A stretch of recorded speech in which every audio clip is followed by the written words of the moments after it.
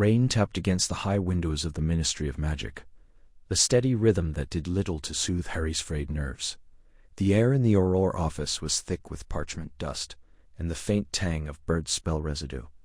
Kingsley Shacklebolt stood near the hearth, his deep voice measured but urgent, as he unrolled a map across Harry's desk. It shimmered faintly, revealing glowing red marks scattered across Europe: Paris, Prague, Vienna, Amsterdam. "Another one last night," Kingsley said. "The Louvre's enchanted corridor, a portrait of Nicholas Flamel. Yes, that star Flamel, vanished from its frame, not stolen. Star unraveled. Star.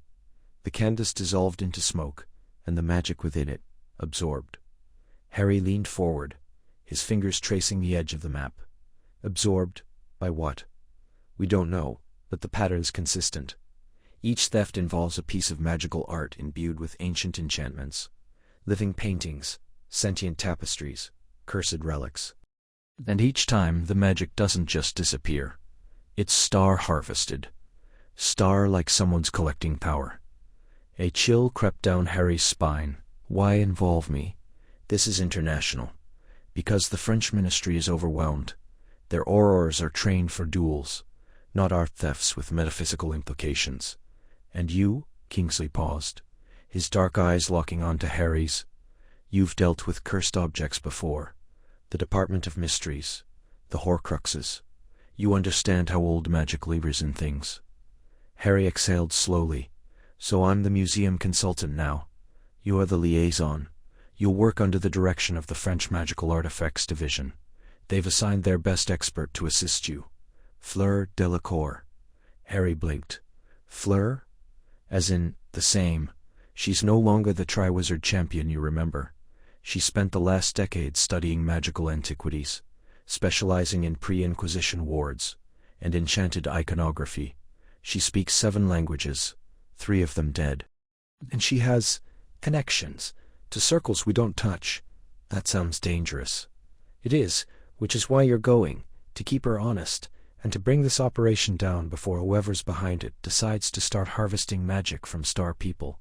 The weight of the words settled like stone. Harry stood, pacing toward the window. London sprawled below, grey and wet beneath a sky heavy with clouds. He thought of Ginny, of James asleep in his cot, of the quiet life he'd built, fragile like glass. How long? Indefinite. Until the trail runs cold or burns out. Harry turned. And if it's someone powerful, someone using this magic for more than just collection? Kingsley's expression darkened. "Then we stop them before they rewrite the rules." By nightfall, Harry stood in the atrium, his wand in one hand, a small satchel in the other. The flue network flared green, and he stepped into the emerald fire. "Ministry of Magic, Paris," he said. The world spun. He tumbled out into a grand marble hall, its ceiling painted with constellations that moved in slow celestial arcs. A woman waited for him near a fountain of floating lilies, tall silver-blonde hair cascading over her shoulders, eyes the color of glacial ice. "Fleur Delacour. Harry Potter," she said, her voice cool and melodic. "I was told you were coming, though I admit I did not expect you to arrive looking like you've just fought a Dementor in the rain." He managed a tired smile. "Feels about right." She stepped forward, extending a hand. Her nails were painted deep blue, like midnight ink. "Welcome to Paris. We have much to discuss, and little time. Another gallery was breached an hour ago. This one in Lyon. A sculpture of Circe. We believe it sang before it vanished." Harry's pulse quickened. "Sang." Fleur's gaze didn't waver. "Yes, and the last note was in a language no living person should know." Rain slicked the cobblestones of Rue de Maze as Harry stepped through the shimmering veil of the International Apparition Point, his boots sinking slightly into the damp stone. Paris smelled of wet parchment, burnt incense, and something faintly metallic, old magic perhaps, with a residue of too many spells layered over centuries. The French ministry rose before him, not in the grim utilitarian fashion of its London counterpart, but like a Gothic dream carved from moonlight and shadow, spires wrapped in ivy that glowed faintly blue, windows that shifted like liquid mercury, and a great iron door engraved with the phrase "Star l'art est mémoire." Mémoire est pouvoir star. Art is memory, memory is power. He adjusted his coat, fingers brushing the hilt of his wand, and stepped forward.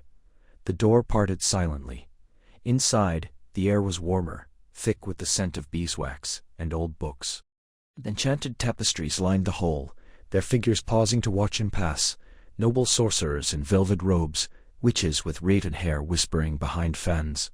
A receptionist behind a desk of polished obsidian barely glanced up. "Harry Potter," he said. "Here to meet Director Moreau." She flicked her wand and a quill scratched across a parchment.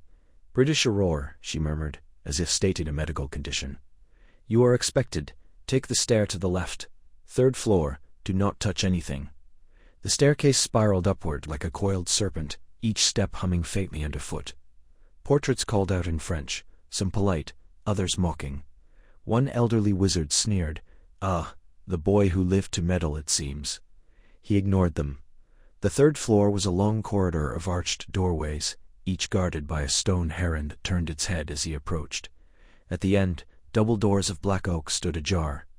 He knocked. Entree. Director Moreau sat behind a desk of carved bone, human if the faint glyphs were any indication. She was a woman of sharp angles and sharper eyes, her silver-streaked hair pulled into a severe knot. A monocle of enchanted crystal hovered beside her left eye, scanning documents that rearranged themselves mid-air. "You're late," she said without looking up. "I arrived on time," Harry replied, the apparition point misfired by half a block. She tutted. "British infrastructure, no finesse." At last, she turned to him. "You understand, Monsieur Potter, that your presence here is politically necessary, not welcome. These thefts, star le vos dart star, are delicate. They involve pieces that breathe, that remember. They are not your common stolen wand or cursed locket." "I know what's at stake," Harry said evenly. A living portrait of Rowena Ravenclaw was taken from the Luxembourg vaults. A sculpture in Prague cited death dirge for 3 days after its removal. "This isn't theft. It's desecration," Moreau steepled her fingers.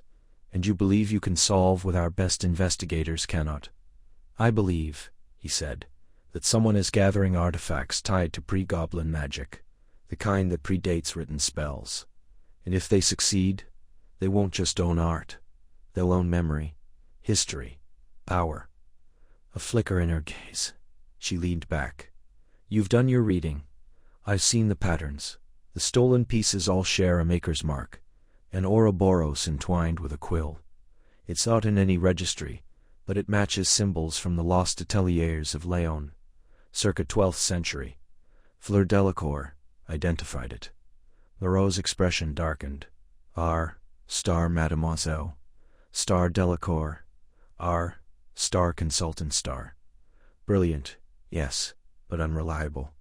She has ties, unofficial ones, to certain circles. The kind we do not discuss in polite company. She knows things your investigators don't," Harry said. "And she's the only one who's seen the black market auctions where these pieces surface. She's also the only one whose star attended star them," Moreau muttered. "But fine. You will work with her, under my oversight. You will report to me daily. You will not act without approval. And if you so much as whisper star Auror tactics star in a French gallery, you will be on the next port key to Dover." Harry nodded. "Understood." She waved a hand, and a file materialized before him. Charmed, no doubt, to vanish if opened by unauthorized hands. "Your first lead, a private collector in Montmartre, claims his enchanted triptych of the Fates has been altered. The middle panel now shows a woman with silver hair cutting the thread of a man in Auror robes." Harry took the file. "I'll start tonight." "Do not," she said, standing. "Make me regret this. France does not need a hero. We need silence, precision, and above all, discretion." He turned to leave. "One more thing, Potter," she added, voice low. "Fleur Delacour does not play by rules. If you trust her too much, you'll end up in a cursed frame. If you distrust her, you'll miss the truth. Walk that line carefully." He met her gaze. "I've dealt with dangerous women before." A ghost of a smile touched her lips, but never one quite like her. Rain tapped against the window pane of Harry's tiny ministry office, a steady rhythm that matched the dull ache behind his temples. The room smelled of damp parchment and old wood polish, the kind of scent that clung to forgotten corners of bureaucracy. He unfolded the list for the 3rd time, the parchment crackling softly under his fingers. Names blurred together, art dealers from Prague, restorers from Budapest, collectors with titles too long to pronounce, until one name stopped him cold. Fleur Delacour. He exhaled, the sound barely more than a breath. 10 years had passed since he'd seen her at Bill and Fleur's wedding, the sun glinting off her silver hair like fire caught in class. She'd been poised, untouchable, a Vila's grace wrapped in silk and quiet pride. Now she was listed as a consultant for the French ministry, specializing in enchanted artworks, particularly those with illicit histories. They traced her name with a fingertip, the ink slightly smudged from repeated handling. The memo from Kingsley had been brief. She's our best lead. Work with her, and for Merlin's sake, don't antagonize her. Star Harry leaned back, the chair groaning under him. Antagonize her? He hadn't even spoken to her since the war. Not really. A few stiff exchanges at funerals, a nod across crowded rooms. And yet, Kingsley clearly thought she'd cooperate with him. Why? Did she even remember him? The clock above the door ticked past 5. He grabbed his coat, the familiar weight of the invisibility cloak in his inner pocket, and stepped into the ministry's dimming corridors. The flu network spat him out in a marble hall in Paris, the air thick with the scent of beeswax and old stone. A young witch with violet-tinted spectacles greeted him in rapid French, then switched to hesitant English, when she saw his bewildered expression. Miss Delacour is in the archives. She does not like to be disturbed, but I will tell her you have arrived, Monsieur Potter. Harry nodded, brushing soot from his sleeve. The archives were down the narrow staircase, the walls lined with enchanted frames where portraits whispered in hushed tones, their faces flickering between centuries. At the far end, beneath a floating orb of soft blue light, stood Fleur. She hadn't changed much, taller than he remembered, or maybe he'd just forgotten how she filled a room. Her hair was pulled into a loose braid, strands escaping like threads of moonlight. She turned slowly, a delicate silver ride in one hand, tracing the edge of an ancient tapestry that shifted with hidden motion. Harry Potter, she said, her voice cool, precise. I was wondering when you would come. He swallowed. Fleur, thank you for seeing me. She tilted her head, studying him. 10 years, and you arrive with ink smudges on your cuffs and that same look in your eyes, like you're bracing for a fight. He managed a faint smile. Old habits. You are here about the stolen paintings, she said, not a question. The ones that scream when removed from their frames. He straightened. You know about them? I recovered a fragment from a canal in Lyon last week. A hand still clutching a brush. It tried to paint my reflection before I silenced it. Harry felt a chill. That wasn't in the report. No, she said, stepping closer. Because I did not trust your ministry to understand what they are dealing with. These are not mere thefts. They are dissections. Someone is harvesting magic from living art. He met her gaze. Then help me stop it. Fleur exhaled, her breath stirring the air like a soft wind. For the first time, something warmer flickered in her eyes. You still do not understand, do you? This is not about paintings. It is about memory. About souls trapped in pigment and canvas. And the man who is taking them, he is no thief. He is a resurrectionist. Who is he? She hesitated. Someone I hoped never to speak of again. But if you are to help, you must trust me, completely. Harry looked into her eyes, the pale blue depths holding secrets older than the war they'd both survived. Then start talking. Rain lashed against the arched windows of the Musée des Arcanes, blurring the glow of enchanted lanterns that hovered just above the cobbled courtyard. Harry pulled his cloak tighter, the damp chill of the Parisian evening seeping through wool and spell alike. Inside, the air hummed with residual magic, old, intricate, layered like centuries of paint on a forgotten canvas. The museum was closed, but a single light burned in the East Gallery, where a figure moved with deliberate grace between the frames. He recognized her the moment she turned. Fleur Delacour stood silhouetted against a portrait that shimmered with internal fire, its subject, a long-dead fire witch, breathing softly in her sleep.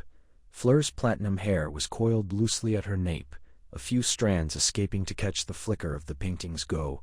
She wore robes of deep indigo, embroidered with silver threads that shifted when she moved, like brushstrokes across water.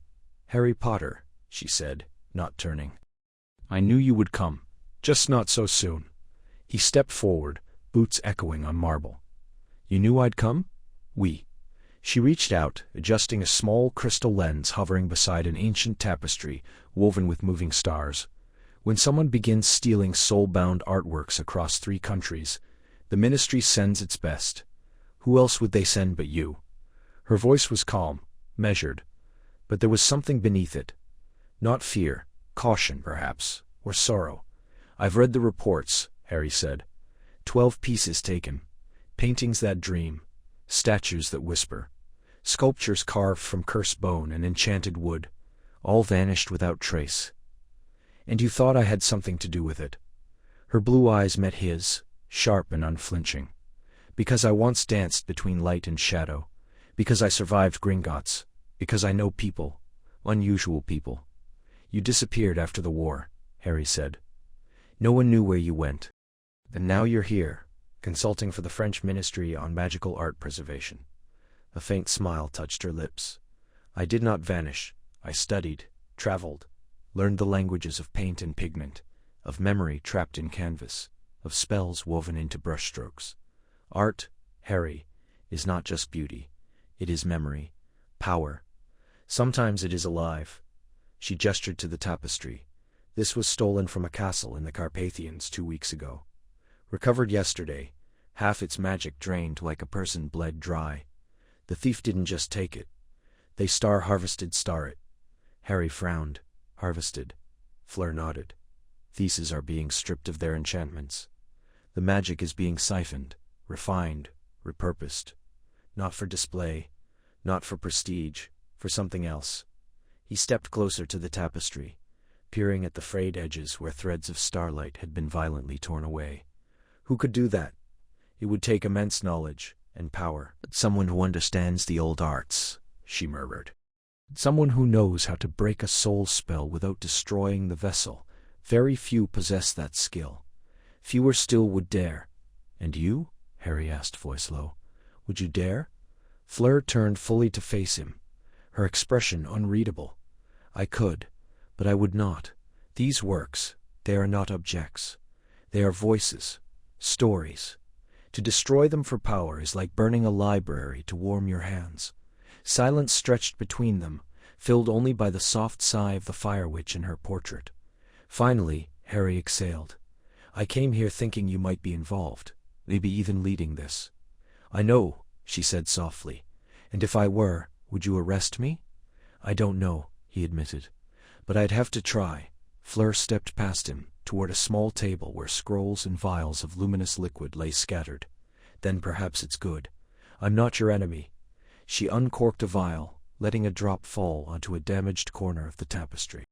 The threads shivered, then began to reweave themselves, starlight knitting back into place. Because if we don't stop what's coming, the next theft won't be a painting. What will it be? Harry asked. A person. She looked up. Someone whose soul is already bound to art. And once they take that, Harry, they won't need to steal anymore. They'll be able to create their own. Rain lashed against the stained glass windows of the Rue du Soleil occult gallery, distorting the already eerie glow of the enchanted canvases within. Harry stood just inside the doorway, water dripping from his coat onto the marble floor, his wand hidden but ready.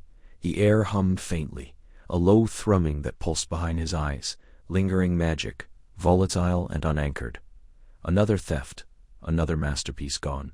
Fleur Delacour stood at the center of the room, back straight, silvery hair coiled in a loose knot at her nape. She hadn't turned when he entered. Her fingers hovered inches from the empty frame that once held Star la Danse des Ombres Star, a 17th-century portrait said to capture the movements of Villa dancers lost during the plague years. The frame still shimmered with residual spellwork, traces of a silencing charm, a layered illusion, and something darker, something that tasted like old iron on the tongue. They weren't after money, she said, voice cool, precise. They wanted the magic inside the painting, not the canvas, not the pigments, the soul trapped in the brushstrokes. Harry stepped forward, careful not to disturb the chalk markings the French aurors had drawn around the theft site. Then its mock theft, its extraction. Fleur finally turned, her eyes, pale blue, almost luminous, locked onto his. Wah! And extracting a soul from enchanted art is not done with spells from a ministry handbook. It requires blood magic, pain, and someone who knows how to listen to silence. He exhaled slowly. "You've seen this before." She didn't answer right away. Instead, she moved to a nearby pedestal where a shattered crystal case lay, its former contents missing. A small obsidian statuette of a raven, carved with runes in a script. Even Harry didn't recognize. "This was protected by a ward older than Hogwarts," she murmured. "Not breached, disarmed.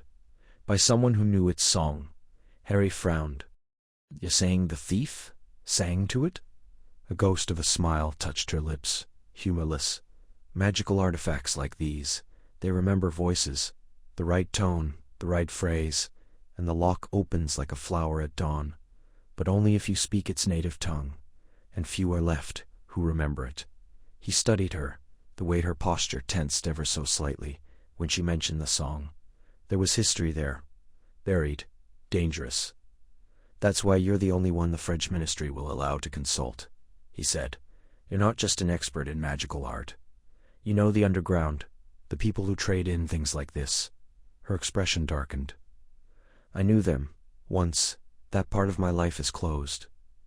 "Not anymore," Harry said gently. "They're moving again. 3 cities in 6 weeks.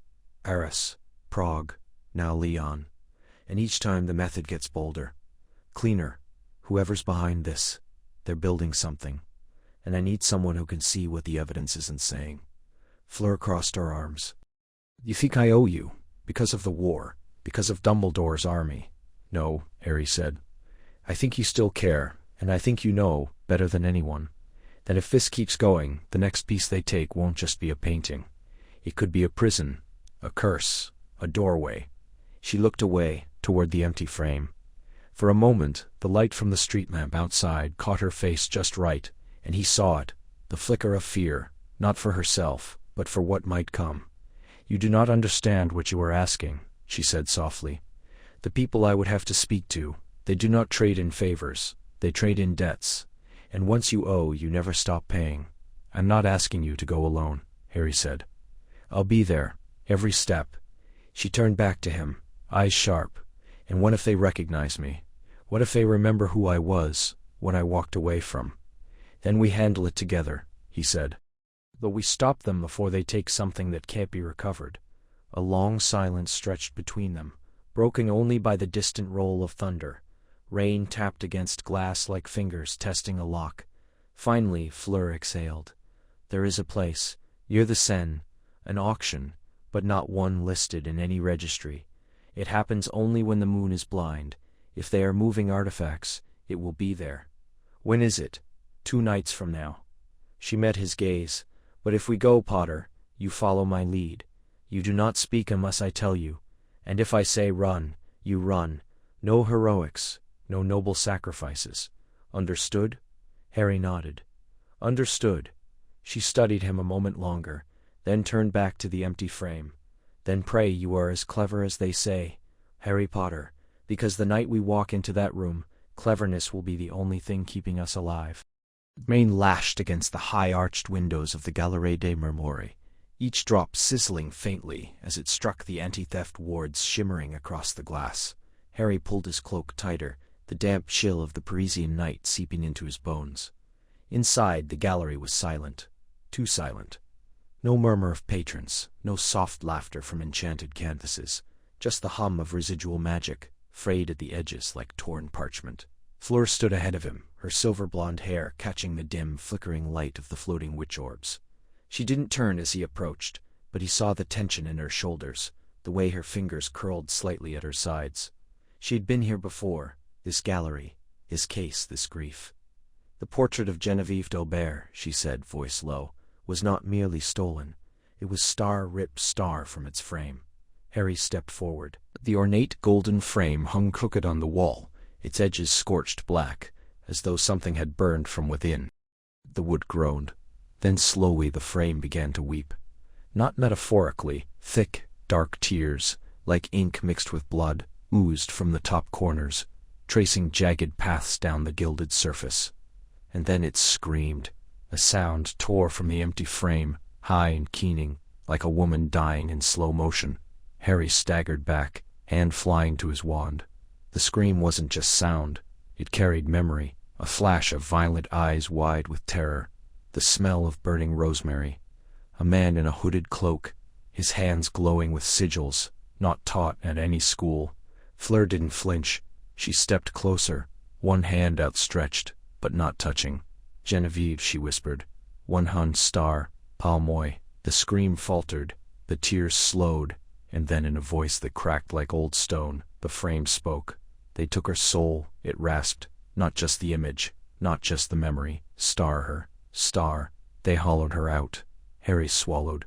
"Can portraits have souls?" Fleur's gaze didn't leave the frame. "The great ones do. Especially those painted with star-lark du-song star, blood art." Genevieve was painted by her lover, a master who wove her essence into every brushstroke. She wasn't just alive, she was star-real. Star. Another tear fell. "He wore no mark," the frame whispered, "but his shadow, it had teeth." Harry exchanged a glance with Fleur. "A signature. That's something." She nodded, but her jaw was tight. This wasn't just theft. This was star butchery. Star, they didn't want the painting. They wanted what was star in start. Silence settled again, heavy and wet. Harry circled the frame, scanning for traces of spell residue. His wand trembled in his grip. This wasn't just dark magic, it was sacrilege. "There's a pattern," Fleur said suddenly. 3 galleries, 3 living portraits, all painted with forbidden techniques, all consumed. Consumed? She turned to him, her eyes storm blue and fierce. "Someone is gathering souls, Harry. Not for power. For star reconstruction. Star, there's an old legend of a painter who tried to resurrect the dead by stitching together stolen echoes. It ended in fire, in madness.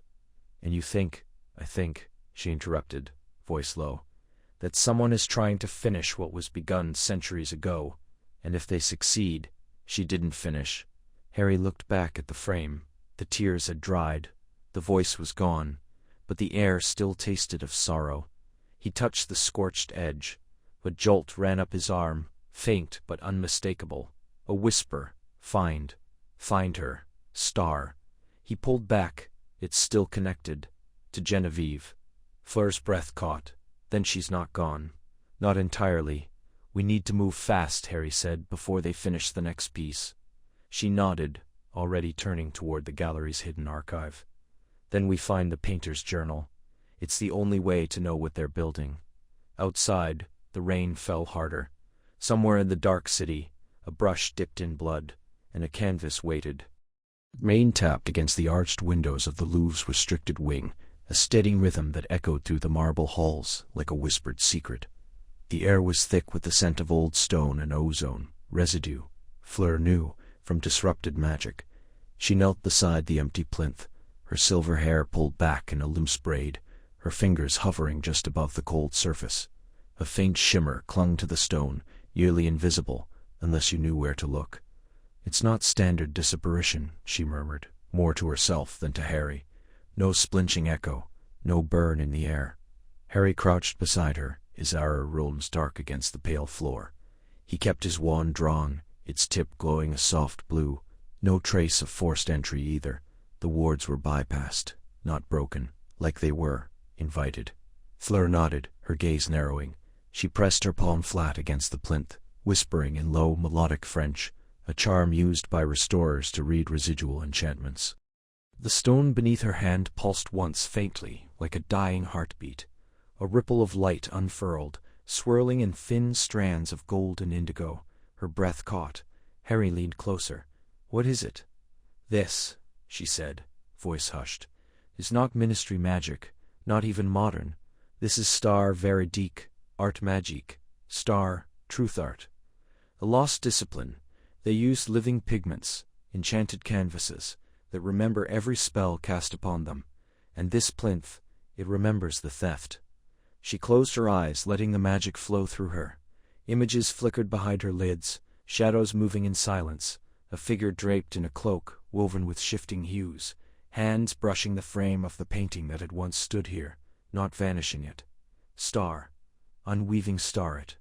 Thread by thread, spell by spell. It was not stolen, she whispered. It was star dissolved star. The enchantments holding the image together were undone with a star defature and shan star, an ancient unraveling. Only a master of pre-wand magic could do this. Harry's jaw tightened. Pre-wand? You mean like the time of the first artificers, she said. Before wands, before standardized spells, when magic was shaped by breath, blood, and belief. This thief doesn't just know old magic. They speak, star it. A chill settled between them. Harry stood, pacing once, then twice. That kind of knowledge is buried. Restricted to ruins, forbidden texts. Who even has access? Fleur rose gracefully, brushing dust from her robes, the kind of people who trade in cursed relics. The kind who attend auctions where the currency is secret. She turned to him, her pale blue eyes sharp. We need to go underground, Harry. Paris has a market beneath the Seine, places even the French R's avoid. If this is about ancient art magic, that's where we'll find the trail. He hesitated. You know those places? A faint, knowing smile touched her lips. My grandmother was a star value star, a keeper of lost arts. I grew up hearing stories of the star, Chambre des Ombres star, where paintings scream and statues walk at midnight. I didn't believe them, until now. Outside, thunder rolled and the lights flickered. The shimmer on the plinth dimmed, but not before one final thread of magic curled upward, a single looping symbol like an eye within a spiral. Fleur traced it in the air, her voice barely audible. The mark of a thon, a myth, a warning. They say he was the first painter to trap souls in canvas. If someone is using his techniques, Harry met her gaze, then we're not just chasing a thief, we're chasing a resurrection. She nodded slowly, and the next painting they take might not just be stolen, it might be star-awakened star. The air beneath the Seine was thick with the scent of damp stone and old magic, a cloying blend that clung to the back of Harry's throat. Fleur moved ahead of him, her silvery hair dimmed under a concealing charm, her posture poised like a blade sheathed in silk. They walked through a narrow passage lined with cracked tiles and glowing moss, the walls pulsing faintly with ancient runes that whispered warnings in forgotten tongues. Harry kept his hand near his wand, pulse steady but alert. Every step echoed too loudly, as if the tunnel itself was listening. This way, Fleur murmured, barely turning her head. The auction begins at midnight. We have 10 minutes. Harry nodded, though she didn't see. He didn't need reminding. The weight of the mission pressed against his ribs. Not just stolen art, but living art, magic ripped from its origins, and sold to the highest bidder. A portrait of a weeping duchess had screamed when torn from its frame in Prague. A marble satyr in Vienna had bled when moved, and now someone was auctioning them like trophies. They reached a heavy iron door etched with certain motifs. Fleur pressed her palm against the center, murmuring in fluent melodic French. The door groaned open, revealing a cavernous chamber lit by floating candles encased in glass skulls. The bidders sat in tiered rows, cloaked and hooded, faces hidden. Some wore masks of porcelain, others let shadows do the work. A low hum of bartering in half a dozen languages filled the space, German, Arabic, Russian, all eager, all greedy. Fleur took a seat in the back, Harry beside her, cloaked in illusion. He could feel the magic in the room like a current, raw, wounded, thrumming with stolen life. On a raised dais, a gaunt man in a velvet coat unveiled the first item. A bronze statue of a woman mid-scream, her mouth open in silent agony. The moment the cloth fell, the air chilled. The inked wail, not quite sound but sensation, scraped against Harry's nerves. Circa 12th century, the auctioneer announced, forged in blood magic, and bound to the soul of a betrayed seer. Begins at 500 galleons. Hands rose. Harry clenched his jaw. He'd read the reports. This statue had once stood in a monastery, in the Carpathians, a guardian. Now it was a plaything. Fleur leaned close, her breath warm against his ear. The next item is the one we want. The portrait of Elodie. Harry tensed. Elodie Vasseur, a revolutionary witch, painted by her lover. whose magic had kept her alive in the canvas for over 2 centuries, stolen from a private collection in line, alive, trapped. The bronze statue sold for 1,200 galleons, applause thin and mocking.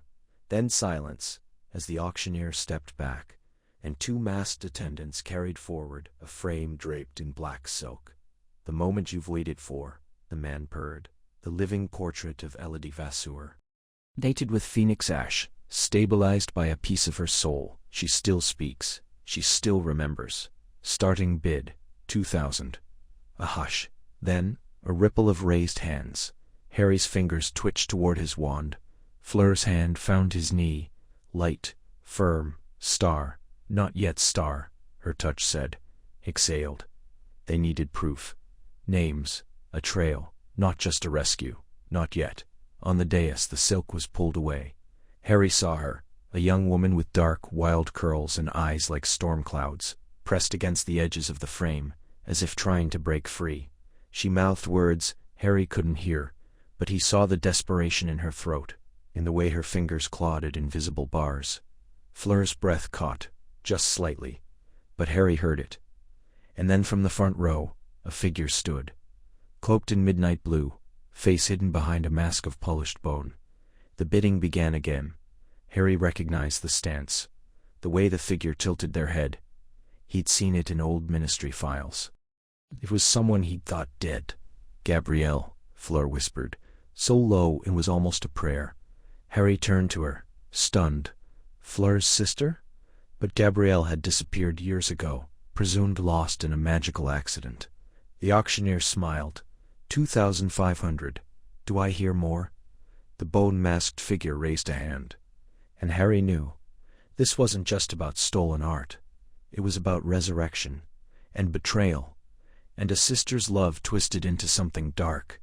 The air in the hidden chamber beneath the Parisian catacombs was thick with the scent of damp stone and old magic, a low hum resonating through the walls like the breath of something ancient and watchful. Candles floated without wicks, their flames casting restless shadows across the faces of the dozen figures gathered in a loose semicircle. Harry adjusted the collar of his enchanted cloak, charmed to dull his magical signature and mimic the aura of a minor noble from the Carpathians, and tried to ignore the prickle at the back of his neck. He was too visible here, too exposed. Beside him, Fleur stood with the effortless poise of someone born into secrecy. Her silver hair was braided tightly down her back, concealed beneath a hooded veil of deep violet, and her eyes, pale as winter moonlight, never stopped moving. She had warned him not to bid unless absolutely necessary. Their cover was thin, foreign collectors with a taste for the forbidden, nothing more. But the moment the tapestry was unveiled, Harry had known they had no choice. It shimmered as it unfurled, a 6-foot length of enchanted silk, threaded with phoenix ash and moonstone dust, depicting a scene from the lost library of Aleth-Ra, where books breathed and knowledge walked. The colors shifted as the fabric breathed, the figures within turning their heads ever so slightly, whispering in a language long dead. Harry recognized the sigils at the border, protection charms used only by the old French magical artisans, the same ones appearing on every stolen piece from the last 6 heists. "That is, Star La Toile de Mémoire Star," Fleur murmured so quietly only he could hear. "It doesn't just show the past, it remembers it, and it can be made to reveal what it's seen, by someone with the right magic." Harry exhaled slowly. If the thief was using these artifacts to extract secrets, memories, spells, locations, then this wasn't just theft. It was espionage on a scale no one had anticipated. The auctioneer, a gaunt man with eyes like polished obsidian, began the bidding in hushed, reverent tones. Numbers rose like smoke, 10,000 galleons, then 12, then 15. The buyers were a mix of shadowed faces and disguised voices, some using enchanted masks, others speaking through spectral echoes. Harry felt the weight of every glance, every pause. Fleur nudged him gently. "We cannot let it go." "I know," he muttered. "But if we win, they'll watch us. And if we don't, they'll suspect us of being frauds. Then we play the greedy fool," she said, a flicker of something sharp in her gaze. "Id, and win, will vanish after." His hand trembled slightly as he raised it. 20,000. A ripple passed through the room. The auctioneer paused, studying him. 20,000 from the Carpathian. Do I hear 25? Silence. One by one the others lowered their hands. Only a woman in a raven feather mask hesitated, then stepped back with a slow nod. "Sold," the auctioneer intoned, "to the noble of the East for 20,000 galleons." The tapestry rolled itself up with a sigh and floated toward Harry, contained now in a lead-lined case, sealed with wax. He took it, the weight heavier than it should have been, as if the memories inside were pressing against the walls. As they turned to leave, Fleur's hand brushed his wrist. "Do not speak, do not look back." They walked slowly, deliberately, through the narrow archway and down a winding stone passage lit by blue, luminescent moss. Behind them, the chamber sealed with a sound like a sighing tune. Only when they reached the outer tunnels, cold, silent, lit by their wand tips, did Harry dare to whisper. That was too close. Fleur stopped, her breath forming mist in the chill. "They will come for us now. That tapestry. It is not just valuable, it is dangerous, and they know someone wanted it badly enough to pay." He looked at her, really looked. The candlelight from before had masked the shadows under her eyes, the tension in her jaw. "You knew this would happen. I hoped it would not," she said softly. "But yes, and now we must decide, do we keep it, or do we use it, before they take it from us?" The case pulsed once in his hands, faintly, like a heartbeat. Harry swallowed. They were no longer just chasing thieves. They were holding the key. The air in the gallery thickened with the scent of old parchment and burnt incense, the kind that clung to forgotten rituals. Moonlight bled through the stained glass ceiling, casting fractured blues and crimsons across the marble floor, painting their shadows in stolen hues. Harry's wand was a silent weight in his palm, his breath shallow as he and Fleur crept past a portrait of a 17th-century French seer whose eyes followed them with unsettling precision. "They know we're here," Fleur whispered, her voice like silk over ice. She didn't turn, but her hand brushed his wrist, brief, warm, urgent. "That last painting, it wasn't just observing. Its star reported star. Flay." Harry swallowed. He'd felt it too, the way the painted gargoyle in the corner had flicked its stone tail, the whisper of wings from a mural of Icarus frozen mid-fall. The art was awake, and now so were the thieves. A chime rang, soft, melodic, echoing from the central rotunda. Fleur stiffened. "That's the alarm." "Not for us. For star, them, star." Then the lights died. Not just dimmed. Vanished. As if darkness had been poured into the room like ink. Harry raised his wand. Lumos. The soft glow revealed Fleur's face, pale and resolute, her silver hair catching the faint light like frost. Around them, the gallery began to breathe. A tapestry of the Loire Valley rippled. The river in the weave surged forward, spilling onto the floor in a rush of enchanted water that shimmered with algae-like. Harry stumbled back as a painted heron stepped off the fabric, wings flaring, eyes glowing like embers. "Move." Fleur grabbed his arm, pulling him toward the east wing. "They'll seal the exits. We go through the art." "The art?" She didn't answer. Instead, she sprinted to a massive frame depicting a moonlit forest, its trees tall and twisted, roots coiling like serpents. Without hesitation, she reached into the canvas. Her fingers vanished into the painted bark. Harry, star, now star. He didn't question. He lunged, grabbing her hand just as the corridor behind them erupted in flashes of red. Stunners, curses, voices shouting in rapid French. The painted forest swallowed them whole. Cold. That was the first thing. Then silence, thick and muffled, as if the world had been wrapped in velvet. They stood in the illusion of a forest, but it wasn't an illusion. The moss underfoot gave. A wolf howled in the distance, real close. Fleur tugged him forward. "Don't look back. The painting resets in 12 seconds. If you're caught between worlds, you're lost." They ran. Branches snagged at Harry's robes. The air smelled of damp earth. And something older. Ozone and bone dust. Behind them, the trees groaned. He glanced back. The painting was peeling at the edges, unraveling like old film. Figures in dark cloaks stepped through the tear, their faces masked in shifting silver veils. Fleur veered sharply toward a clearing where a stone fountain stood, frozen mid-spray. "There," she said, pointing to a small, unassuming portrait, leaning against the base, A simple still life of grapes and a cracked clay jug. That's our way out? It's a gateway, belonged to a smuggler in the 1500s. The jug is the anchor. Harry heard the footsteps gaining. He raised his wand. Cover me. He slashed through the air. Reducto. The spell struck the fountain. Water exploded outward. But not water. It was liquid silver, boiling, and sentient, surging toward the pursuers like a tidal wave of molten mirrors. Screams tore through the forest. Fleur was already at the still life. She pressed her palm to the jug. The canvas shimmered, then star sucked star inward. Come on, Harry sprinted, leaping as the silver tide washed over the trees behind him. He grabbed the edge of the frame and felt himself pulled, stretched, star, unwoven star. Which sing sayings, they landed hard on cold tile. Silence. They were in another gallery, smaller, older, lit by flickering sconces. The dust hung in the air like powdered thyme. Harry rolled onto his back, gasping. Fleur sat up slowly, her chest heaving. We're in the catacombs beneath the Louvre, she said. Safe. For now. Harry turned his head to look at her. A streak of dirt marred her cheek. Her breath came in soft bursts. And in her eyes fear. Yes, but fire too. A wild, unbroken light. He reached out, brushed the dirt away with his thumb. She didn't flinch, didn't pull back.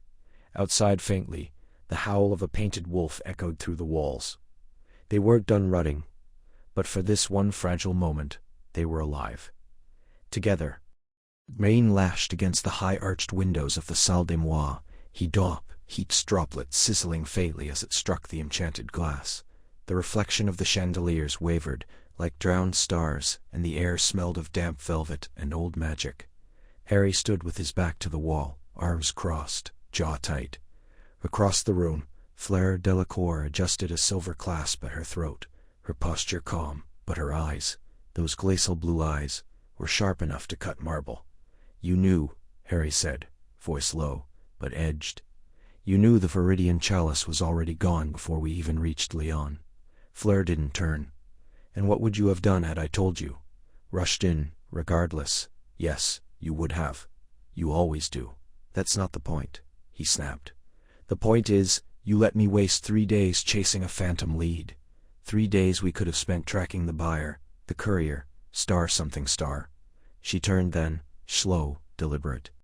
The candlelight caught the silver strands in her hair, made her skin glow like moonlight on snow. You think 3 days matter? In the world I navigate, Potter. Time is currency, and information is blood. You cannot spend either recklessly. I'm not reckless, he said, stepping forward. I'm doing my job. Your job. She let out a short, silvery laugh that held no warmth. You march in with your Auror badge and your righteous glare, demanding answers like you're interrogating a Death Eater. But this world, does not speak your language. It speaks in whispers, in debts, in silence. Harry clenched his fists at his sides.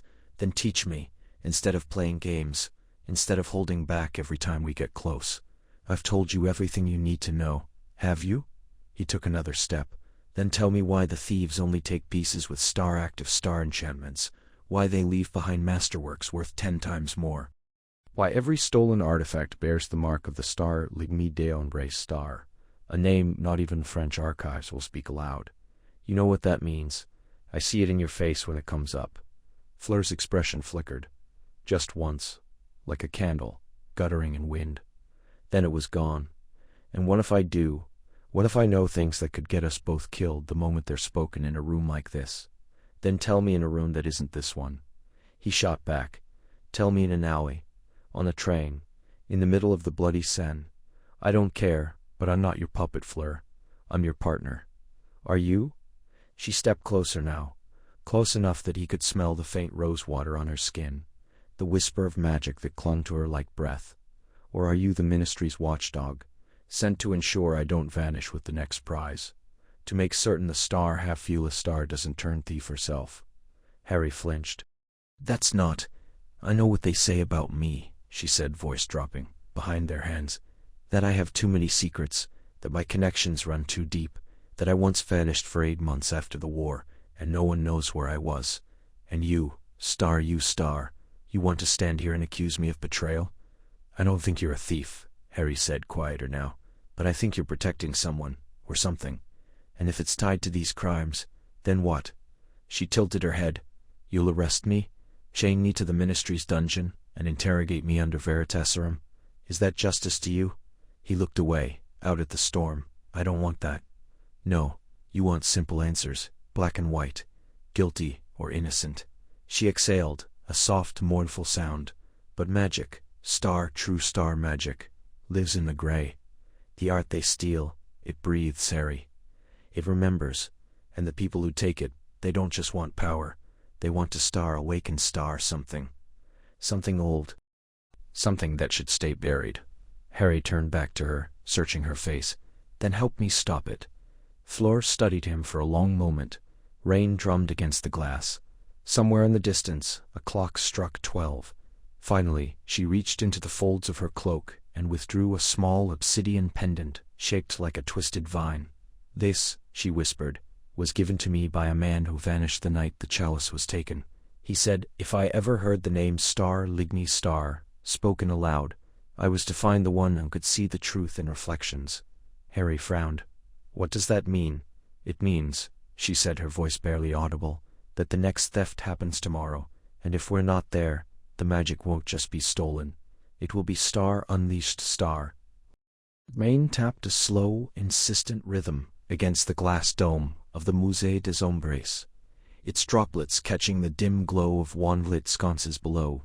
Harry adjusted his cloak, the damp chill seeping through even the enchanted wool, and glanced at Fleur beside him. She stood motionless before the empty stone alcove, where the tapestry had hung, her silver blonde hair catching the low light like spun moonlight. Her fingers hovered just above the plaque, not touching, as if reading something invisible in the air. "It was woven with memory thread," she murmured, voice barely above a whisper. "Not just dyed silk, each strand soaked in memories. Laughter, sorrow, war." Harry stepped closer, scanning the alcove. The stone was carved with faint runes, nearly worn away. He pulled out his wand, whispered, "Revelio Memora," and a soft blue shimmer flared across the surface. Faint images flickered. Children in old-fashioned robes, walking through cloisters lit by floating candles. A tower with a shattered dome. A crest, a quill entwined with a paintbrush, above a closed book. "This school," Harry said, frowning. "I've never heard of it." "Few have," Fleur replied. "École des Arts Enchantés. Closed nearly 2 centuries ago. Too radical. They believed art could reshape magic, not just reflect it, but reforge it." She turned to him, eyes sharp. "The Ministry buried its records. Said their experiments were dangerous. But this tapestry, this was a map. Not of land, but of the school's hidden vaults." Harry's pulse quickened. "Then the thief didn't take it for profit. They want what's inside." Fleur nodded. "And they're collecting more than tapestries. The stolen portrait from Prague, it was painted without chemical pigments. The singing statue from Lyon, its voice could awaken dormant enchantments. This isn't a heist. It's an assembly." They left the museum through a side passage, stepping into a narrow Parisian alley slick with rain. The city hummed with quiet magic, warded doorways, floating lanterns, the occasional whisper of a disillusioned figure slipping between shadows. Fleur led them to a wrought iron gate, murmuring a password in lilting French. The gate groaned open, revealing a courtyard choked with ivy and ancient stone benches. "This is where the archive should be," she said. "But they're not in the Ministry's possession. They're here, hidden by former students. Artists don't trust bureaucracies." Inside, the archive was a warren of dust-choked shelves and pulsing crystal orbs that glowed faintly when approached. Fleur moved with quiet certainty, her fingers trailing along spines bound in dragon-hide. Harry followed, scanning titles in Latin, French, even some in runes he didn't recognize. Then she stopped. "This," she said, pulling out a slender tome bound in what looked like petrified canvas. "Le Levé des Chaumes," the Book of Weavings. She opened it carefully. The pages weren't paper. They were stretched, translucent membranes like the skin of some ancient creature. As she turned one, the image of the missing tapestry shimmered into view, but altered. Threads pulsed with color, shifting, forming new patterns. Harry leaned in. It's still active. Not just active, Fleur said. It's star-responding star. Someone else has touched the real tapestry, awakened it. She pointed to a sequence of symbols emerging at the tapestry's edge, glyphs that matched the ones on the stone alcove. These mark locations, not just the vaults. There's a sequence, a ritual. Harry's breath caught. They're not just looking for something hidden. They're trying to rebuild Star, the school's final creation, the one they destroyed. Fleur closed the book slowly, her face grave. And if they succeed, magic as we know it could unravel. Art would no longer serve magic. It would command it. A silence settled between them, thick with implication. Then, from the street beyond, a low chime rang. 3 notes, pure and cold. Fleur's eyes narrowed. That's not a city bell, that's a summoning, used by collectors of the forbidden. Harry drew his wand. They're close. She met his gaze, her voice steady. Then we move before they do, because whatever they're building, it begins with the tapestry, and ends with control over every spell ever cast. Outside, the rain fell harder. Inside, the crystals pulsed like waking hearts. And somewhere in the dark, threads of memory were being pulled taut. The fire in the hearth of Fleur's Paris flat crackled low, casting amber tongues of light across the ceiling, where a small enchanted fresco of the Seine shimmered under moonlight. Rain tapped softly against the tall, arched windows, each drop lingering like a whispered secret. Harry sat across from her on a velvet chaise, his wand tucked in his sleeve, his Auror robes exchanged for charcoal trousers and a rumpled shirt. A half-empty glass of spiced elf wine sat in his hand, forgotten. Fleur stood by the window, her silhouette sharp against the storm. She had not moved in nearly a minute, her fingers tracing the edge of an old leather-bound tome that lay open on the sill. The book pulsed faintly, a soft blue glow seeping from its pages like breath from sleeping stone.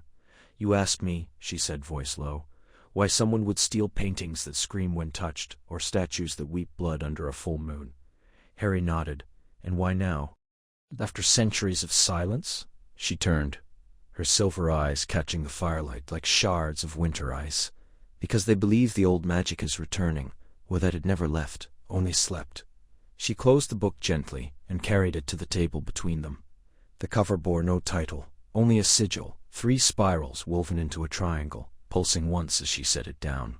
"Long before Hogwarts, before the Ministry, before even Merlin's time," she began, "there were artisans, artists who did not merely paint or sculpt, but who wove soul into form.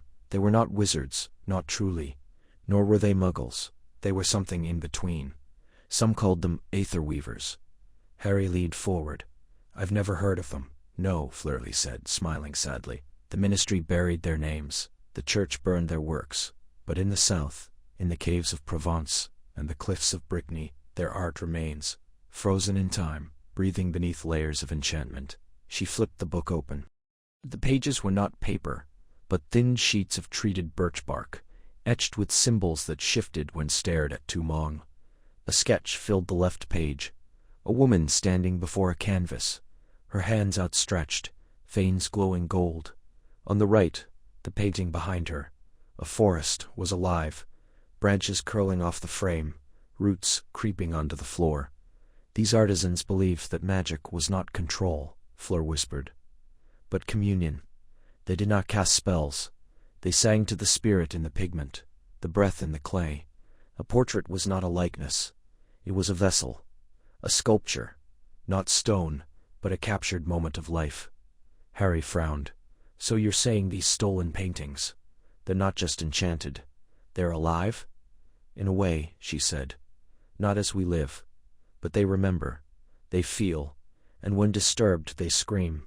Not metaphorically, literally. The painting of the drowning woman in Lyon. She cries every night at 3, calling for her children. The Ministry silenced her with stasis charms. But silencing is not healing."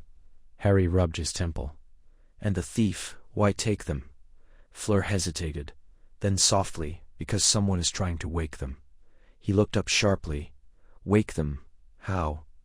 "By rekindling the old magic, by finding the last living aether weaver, or someone who carries their blood." "That's impossible. You said they were wiped out. Weren't we all told Voldemort was impossible?" She met his gaze. "There are bloodlines, Harry, hidden, preserved, and if someone has found one, then they could bring the art back to life. Fully, or worse," she said, voice barely above a whisper. "They could twist it. A singing statue could become a siren, a weeping painting, a banshee. Imagine an army of living art, bound not by will, but by sorrow, rage, grief." The fire dimmed. The fresco above flickered, a ripple across the Seine, as if something had broken the surface. Harry set down his glass. "Who would want that?" Fleur closed the book. The sigil flared once, then faded to ash-gray. "The same people who once feared the ether weavers," she said. "Those who believe magic should be owned, controlled, not given freely." Outside, the rain stopped.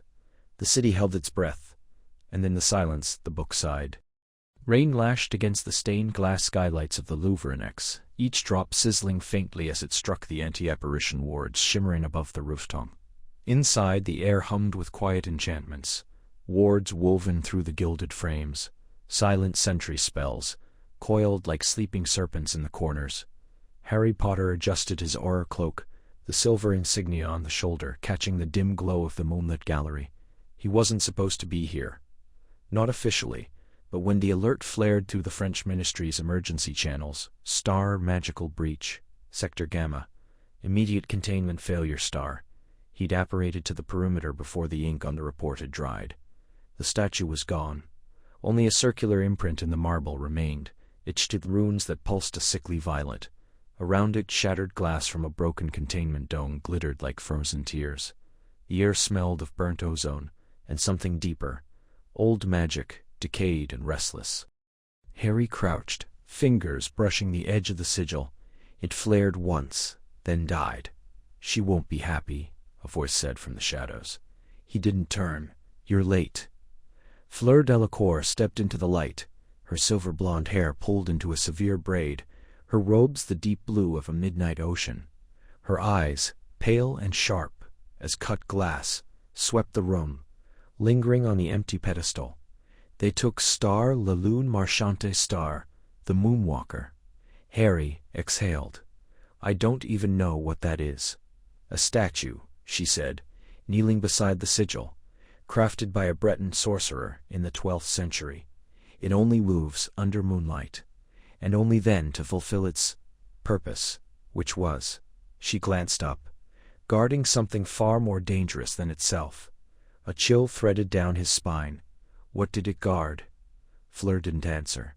Instead, she pressed her palm to the floor. The runes flickered, then rearranged themselves into a spiral. They disabled the wards with a blood key, not ministry issued. "That even French? Black market? Worse," she murmured. "Old blood, ancient line." Harry straightened. "You know who did this?" "I know what star did it," she said, rising. "A Star Velar star, a watcher. They were thought extinct, hunters bred to steal enchanted artifacts during the War of Silent Tombs." He stared at her. "You're telling me someone revived a creature from a 1,000-year-old grimoire?" "I'm telling you," she said, voice low, "that whoever took the statue has access to magic that predates wands. Magic that remembers when stones spoke and rivers bled." Silence settled between them, thick with implication. Outside, thunder rolled, and the moon, nearly full, slid from behind the clouds. A pale beam cut through the skylight, striking the empty pedestal. Then, movement. A shadow, just at the edge of vision, flickered across the far wall. Harry drew his wand. Fleur placed a hand on his arm. "Too late," she whispered. From the beam of moonlight rose a spectral shape, translucent, feminine, carved from light and memory. The statue had left a star-traced star, a residual echo activated by lunar exposure. It stepped forward, bare feet floating above the marble, and turned its face, hollow-eyed, sorrowful, toward them. Fleur murmured in French, soft and urgent. The figure paused, then raised one hand, pointing toward the ceiling. "Is it guiding us?" Harry asked. "She's showing us where they're going," Fleur said. "Or where they star will star go. The moon's path is a map to those who know how to read it." She pulled a small vial from her robes, filled with silver dust. Monash. From a cemetery in Normandy. It'll let us follow the echo. Harry hesitated. This feels like a trap. Of course it is, she said, meeting his gaze. But it's the only one they've left for us. The spectral figure dissolved into mist, leaving behind a single phrase etched into the air in glowing script. Star, au cœur de l'ombre, la pierre chante. Star in the heart of shadow, the stone sings. Fleur uncorked the vial. Hold on to me. He did, and as she whispered the incantation, the world spun into darkness. The last thing he saw, the empty pedestal, and the faint impression of footprints, glowing faintly on the marble, leading not out, but star down star. But rain slicked the rooftops of Paris, turning centuries-old slate into treacherous black mirrors beneath a bruised sky. Harry crouched low, breath-fogging in the cold, fingers gripping a gargoyle's weathered wing as he scanned the alley below. The trace was faint, barely more than a shimmer in the air, but it pulsed like a dying heartbeat, a residue of stolen magic left in the wake of the latest heist. Somewhere beneath them, in the labyrinth of enchanted catacombs and forgotten passages, the thief had vanished with a portrait of Séraphine du Valois, once a healer of the Veil, now a sentient painting that whispered secrets to those who listened. Beside him, Fleur moved like smoke. Her silver hair was bound tightly, but a few strands clung to her cheeks, damp and glowing faintly under the moonlight. "It's weakening," she murmured, eyes closed, one hand outstretched as if feeling the wind. "They're using a dispersal charm. Clever, but not foolproof. The magic leaves echoes. Like footprints in snow." Harry nodded, though he didn't fully understand. That was the thing about Fleur. She spoke of magic, as if it were a living language, one she'd been fluent in since birth. "Which way?" She turned her head slightly, lips parting. "East, toward the old conservatoire. But slowly, Harry. They'll have wards." He followed as she glided across the sloping roof, silent despite the rain. Below, the city hummed with silent enchantments, warded lanterns, floating signs in curling French script, the occasional flutter of a paper golem darting between balconies. Paris at night was a city of half-truths and hidden spells, and tonight, someone was using its shadows to bleed magic dry. They reached the edge of a narrow street where the rooftops dipped into a courtyard, its center crowned by a crumbling fountain of stone nymphs frozen mid-dance. Fleur paused, her brow furrowing. "There," she whispered, pointing to a ripple in the air above the fountain, a distortion, like heat over pavement. Harry raised his wand. "Protego to town."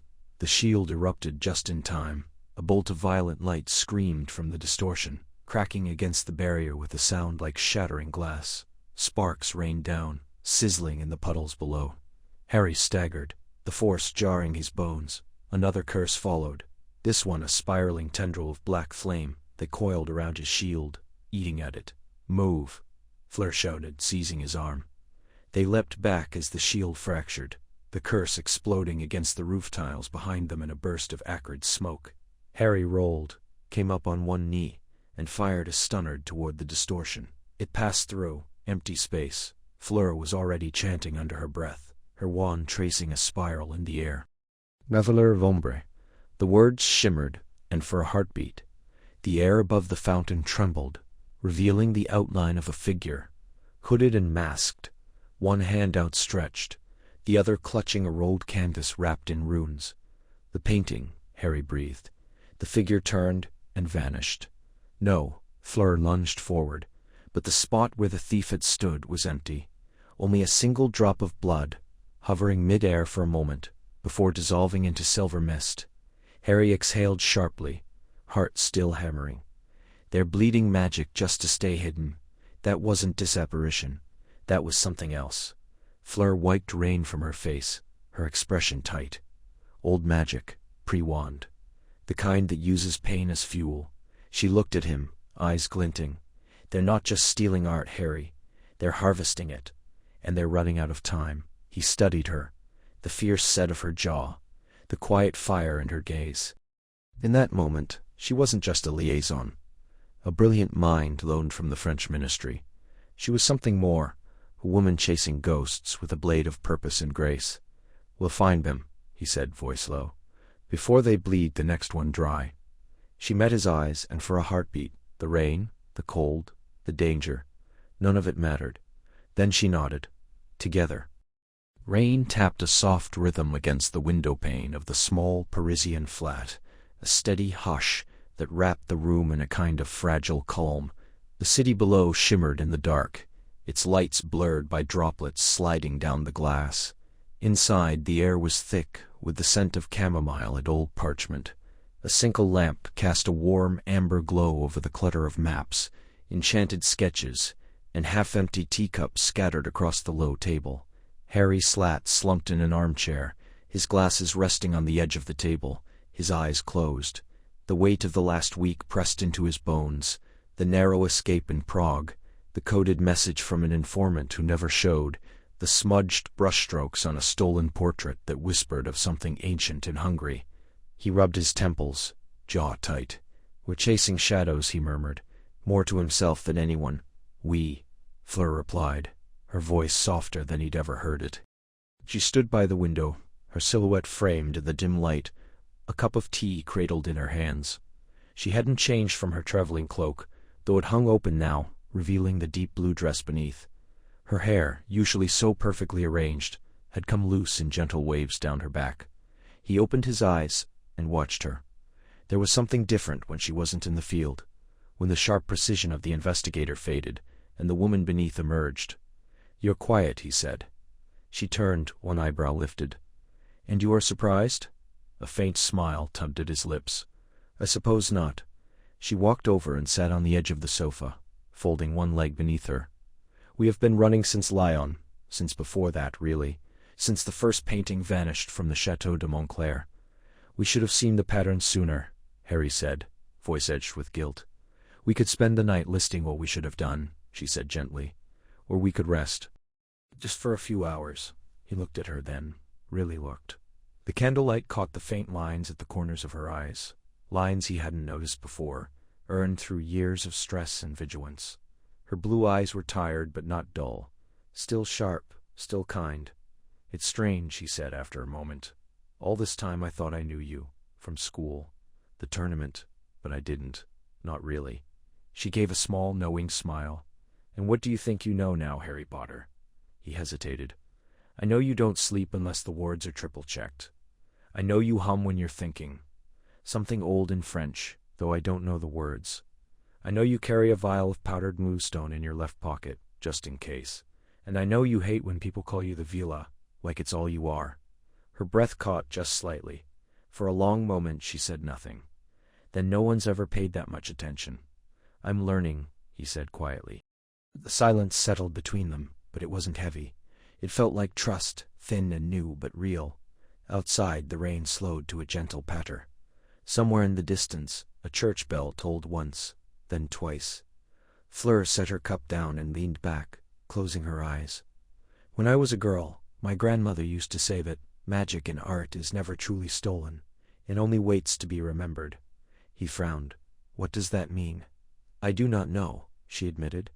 "But I think whoever is taking these pieces isn't just hoarding them. They're trying to wake something. And if we do not find it first, the remembering will be painful." Harry stared into the fading light of the lamp. "Then we find it."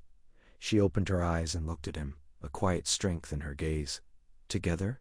He met her stare. "Together." And for the first time in weeks, the weight on his chest felt a little lighter. Rain lashed against the glass panes of the Galerie des Ombres, each drop sizzling faintly as it struck the enchanted wards above. Harry stood just inside the broken doorway, his wand still raised, breath fogging in the chill air.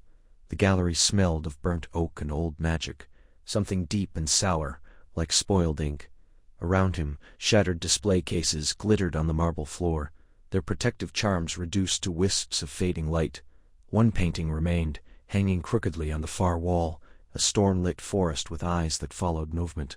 It whispered when he stepped too close. Fleur crouched beside an empty frame, her fingers tracing the inner edge with surgical precision. Her silver hair was half-tied back, strands escaping like threads of moonlight. She didn't look up as Harry approached. "There's residue," she murmured, "not just a disapparition trace, something older, darker." Harry knelt beside her. "You can tell that just by touch?" She gave a small, humorless smile.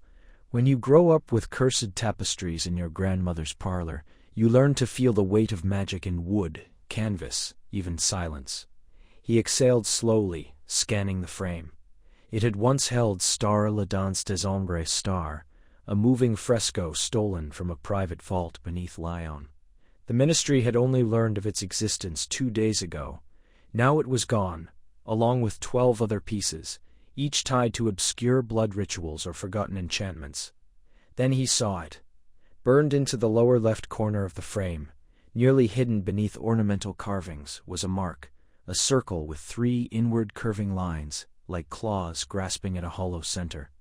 It pulsed faintly under his invisibility cloak's residual magic, a phantom throb like a bruise seen in moonlight.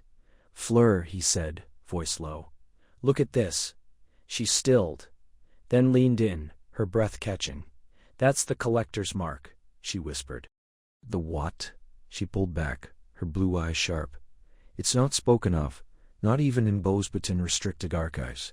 Only in whispers, among dealers who traffic in forbidden relics. They say the ones who bear this sign don't collect art, they collect power. And souls." Harry frowned. Sounded made up. None. Her voice hardened. "I saw it once when I was 16. A dealer in Marseille tried to sell me a mirror. Said to trap reflections of the dead. When I refused, he showed me this mark, pressed it into the wood of the mirror's frame with his bare hand. 2 days later, he vanished. No body, no trace. Just a room full of empty glass. And that same sigil burned into the floor. A cold weight settled in Harry's gut. So someone's not just stealing art. They're gathering pieces for something.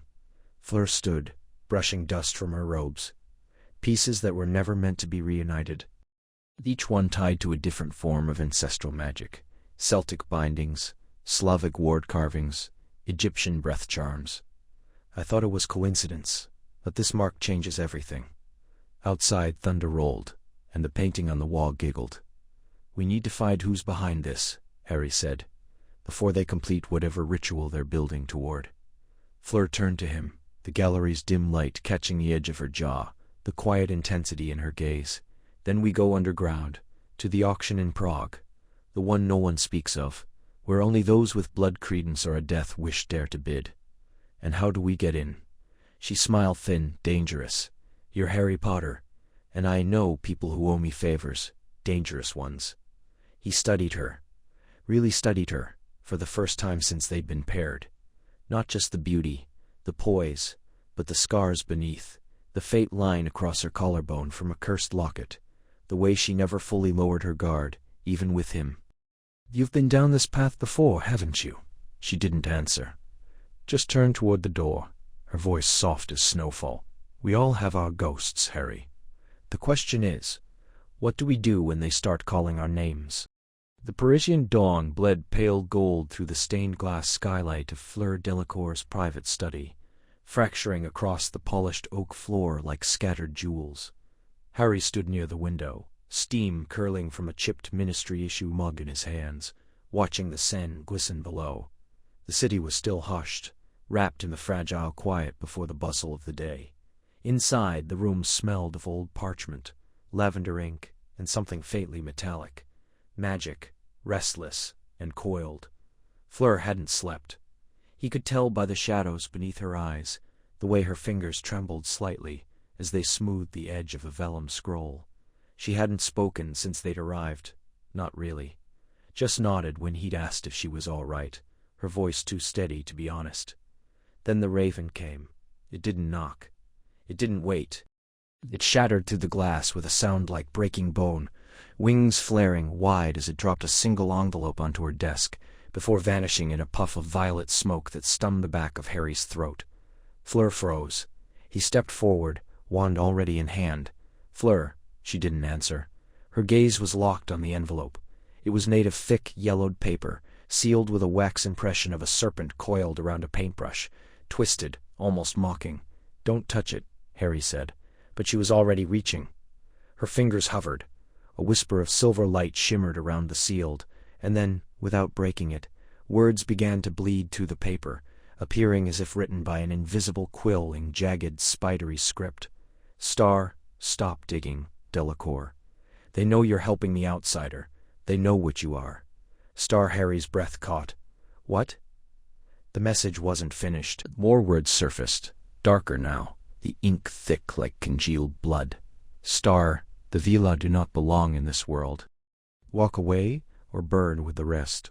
Star Fleur exhaled, a soft broken sound, and her hand finally pulled back.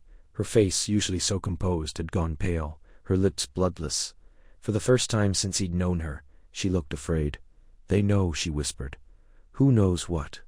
Harry moved closer, scanning the room for any lingering enchantment. But the air was still. Too still. That I'm helping you, she said.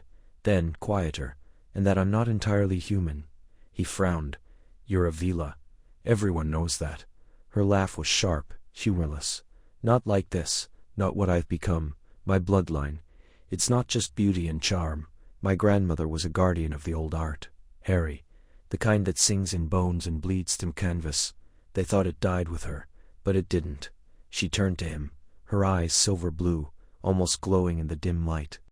There are things in this investigation, paintings that breathe, statues that remember, that only someone with the old blood can truly see. That's why I was chosen to consult. That's why I can sense the corruption in the stolen pieces. And now someone knows I can see too much. Harry set his mug down, the warmth forgotten. Then we go to the French Aurors. We report this. No, her voice cracked like ice. They won't help. Some of them are compromised.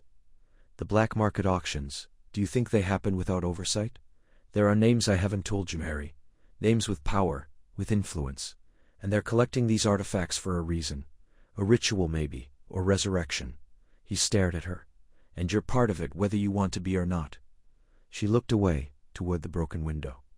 Wind stirred the papers on her desk, whispering secrets in a language he couldn't understand. They're warning me, she said. But I won't stop. This isn't just about stolen art.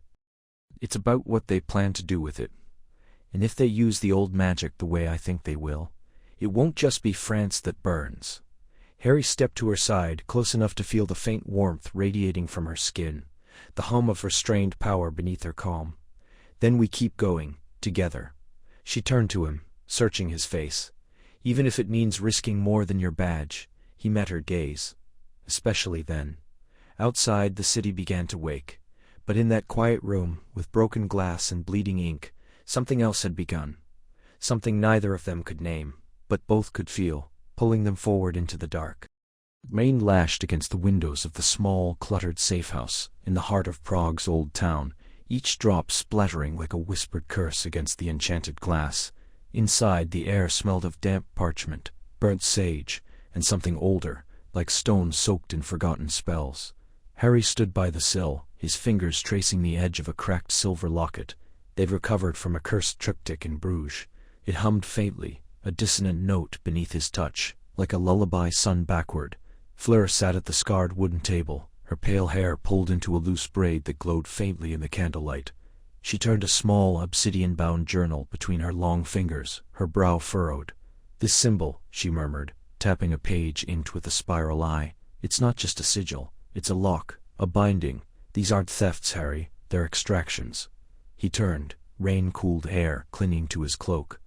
Extractions? The paintings aren't being stolen for value. They're being unmoored. The chains aren't physical. They're woven into the magic of the canvas, holding something in. She looked up, her blue eyes sharp with understanding. The artist didn't just paint scenes. They imprisoned fragments, souls, memories, spirits. Harry exhaled slowly.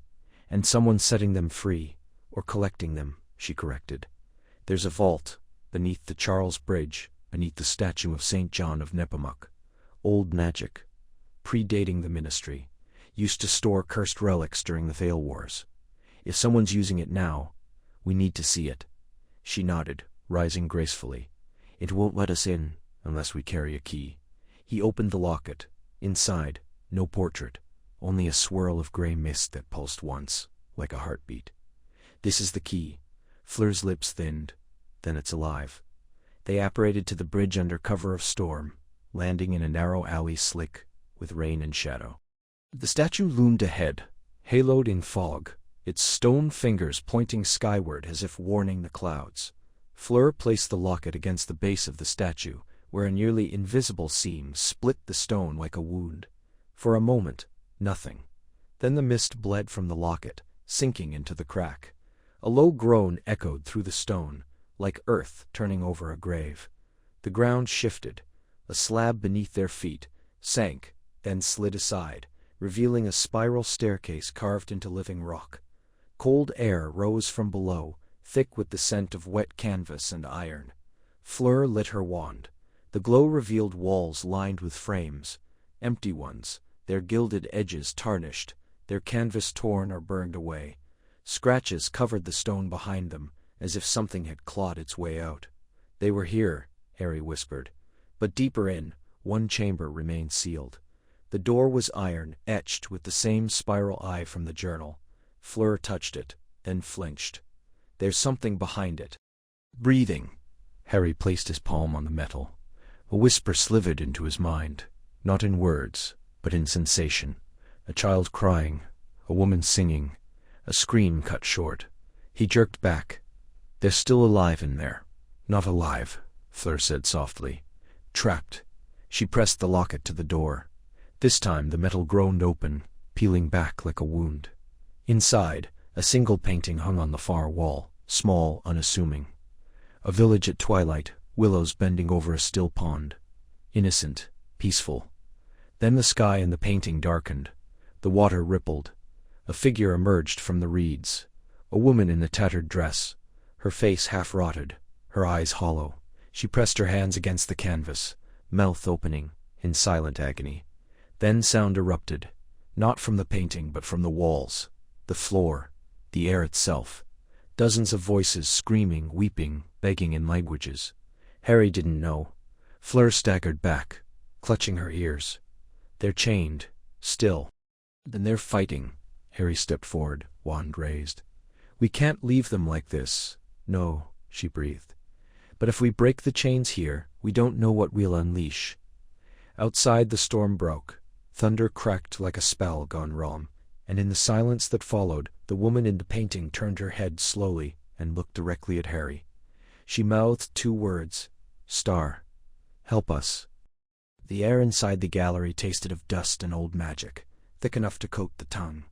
Harry's breath came shallow as he stepped across the threshold, wand drawn, eyes scanning the shifting shadows that seemed to dance just beyond the periphery of his vision. The walls weren't walls at all, not truly, more like liquid stone, rippling like water under moonlight, rearranging themselves in slow, silent undulations. This place is alive, he murmured. It remembers, Fleur corrected, her voice low and reverent. She moved ahead of him, bare fingers trailing along the corridor's edge. A shiver ran through the stone where she touched, and for a fleeting moment, a mosaic of blue-winged birds flared into existence before dissolving into the mist. Every piece that was stolen, it left a scar. This gallery knows loss. Harry watched her, the soft silver light catching the angles of her face, the way her platinum hair seemed to glow faintly in the dark. She had changed since Hogwarts, softer in some ways, sharper in others. There was a quiet strength in her now, a grace that had nothing to do with Vila charm, and everything to do with surviving a world that underestimated her. A low chime echoed through the passage. Then the floor shifted.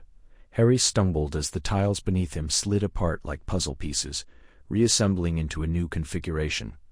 A section of the wall folded inward, revealing a narrow archway lined with eyes, hundreds of them, carved from obsidian, all blinking in unison. Don't look into them, Fleur whispered, catching his wrist. They see desire, and they feed on it, he swallowed, turning his face away. What happens if you do? You spend the rest of your life walking a dream that isn't yours. She tugged him forward. Trust me, move quickly. They darted through the arch, the eyes hissing as they passed. The corridor twisted again, spiraling downward now, the air growing colder with each step. Strange murmurs rose from the walls, voices speaking in dead languages, fragments of forgotten spells, lovers' promises cut short by tragedy. Harry caught a whisper, "Star, Ginny Star," and flinched. Fleur glanced back, her expression softening.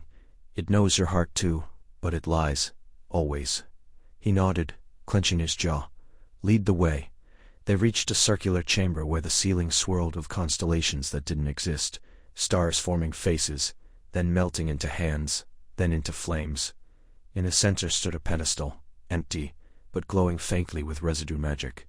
The luminous chalice, Fleur said, and was kept here, a vessel that holds light from the first sunrise. The thief didn't just steal it, he silenced its song. Harry knelt, brushing his fingers over the pedestal. A pulse ran up his arm, and suddenly, he was elsewhere, standing in a field of silver grass beneath a sky of liquid gold. A woman stood there, her back to him, wearing robes that shimmered like water. She turned, and for a heart-stopping moment, she looked like his mother. "No," he gasped, wrenching himself back. Fleur was at his side in an instant. "Harry, breathe, it's not real." He shook his head, pressing a hand to his chest. "It felt, I know," her hand lingered on his shoulder. "But we can't stay here. The gallery won't let us leave until we solve it." "Solve what?" "The riddle of the moving maze. It tests worthiness. Only those who see truth can pass." Another chime. Louder this time. The constellations above began to fall, not as stars, but as keys, dozens of them, clattering onto the floor, each one shaped differently, each humming with power. Fleur stepped forward, scanning them. One opens the way. The rest, well, I'd rather not find out. Harry bent down, picking up a key shaped like a serpent coiled around a rose. The moment he touched it, the chamber flickered. Suddenly, he was holding a wand, not a key, and the walls were on fire. He dropped it. Fleur didn't flinch. "Truth, Harry, not memory, not longing. Star truth, star." He closed his eyes, breathed. When he opened them again, he didn't look at the keys. He looked at her. And then he knew. He reached for a small, plain key, unadorned, unremarkable. As his fingers closed around it, the chamber stilled. The falling stars ceased. The walls unfolded like a flower, revealing a narrow bridge of light stretching across a chasm filled with whispering portraits. Faces of the artists whose works had been stolen, their mouths moving in silent plea. Fleur smiled, faint but proud. "You see clearly now." He offered her his hand. "Then let's finish this." Together, they stepped onto the bridge, the gallery groaning behind them as the maze reset. Waiting, always waiting, for the next soul brave enough to face its illusions. The archive room beneath the French ministry was colder than a winter grave, its stone walls weeping faint trails of condensation that shimmered under the pale blue glow of floating witchlights. Harry ran a hand along the spines of ancient ledgers, their leather cracked like dried riverbeds, titles etched and curling, near illegible script. Dust clung to the air, thick enough to taste, old parchment, mildew, and something sharper beneath like burnt copper. Fleur stood at the far end of the chamber, her silhouette sharp against the dim, her fingers tracing a line in an open volume. She hadn't spoken in 10 minutes, and the silence between them had shifted from companionable to something heavier, charged with the weight of what they might find. The last 3 days had yielded nothing but dead ends, false trails, vanished collectors, auction records erased by clever curses. But this scroll, this one brittle fragment recovered from a sabotaged vault in Marseille, and whispered a name. "Etienne Moreau," Fleur murmured, her voice barely above a breath. She didn't look up. Sculptor, master of animated stone, disgraced 13 years ago. Harry stepped closer, peering over her shoulder. The ink was faded, the page water-damaged at the edges, but the words were clear enough. A sketch accompanied the entry, a face carved from shadow and memory, high cheekbones, a sharp jaw, eyes too deep for comfort. The caption read, "Star declared dead after the collapse of his atelier in the Pyrenees. Body never recovered." Star, he wasn't just a sculptor, Fleur said, turning the page with careful fingers. He believed stone had memory, that emotion could be trapped in marble, not just shaped into it. He built statues that wept, that whispered at midnight. Dangerous magic, Harry. Forbidden now in 7 countries. Harry frowned. And he's supposed to be dead. And yet, Fleur tapped a smaller note in the margin, written in a different hand. Star sightings in the Black Quarter. Claims he walks with stone in his veins. Star. A shiver threaded down Harry's spine, not from the cold. "You think it's him? The one behind the thefts?" Fleur closed the book slowly. "The stolen pieces. They're not random. The weeping angel from Prague. The singing obelisk taken from Athens. The mirror that shows your regrets. all tied to emotional resonance, to memory. That's his signature, his obsession. She turned to face him, her silver blue eyes reflecting the witch light like moonlit ice. But if it is him, why now? After all this time, Harry exhaled, rubbing the base of his nose.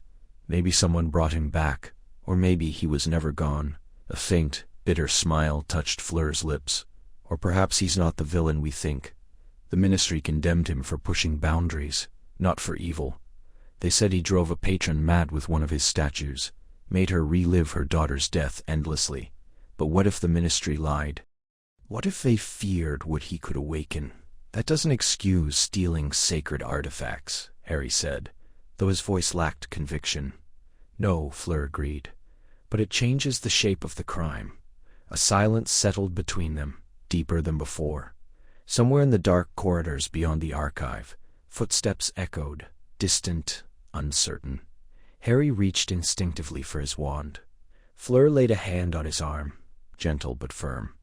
"Whoever Moreau is now," she said, "he's not just stealing art. He's gathering power. And if he can make stone remember pain, grief, love, imagine what he could do with enough of it." Harry looked at her, really looked. The candlelight caught the fine lines at the corners of her eyes, the tension in her jaw. She wasn't just thinking like an expert. She was thinking like someone who understood loss. "You've seen something like this before, haven't you?" he asked quietly. Fleur didn't answer at once.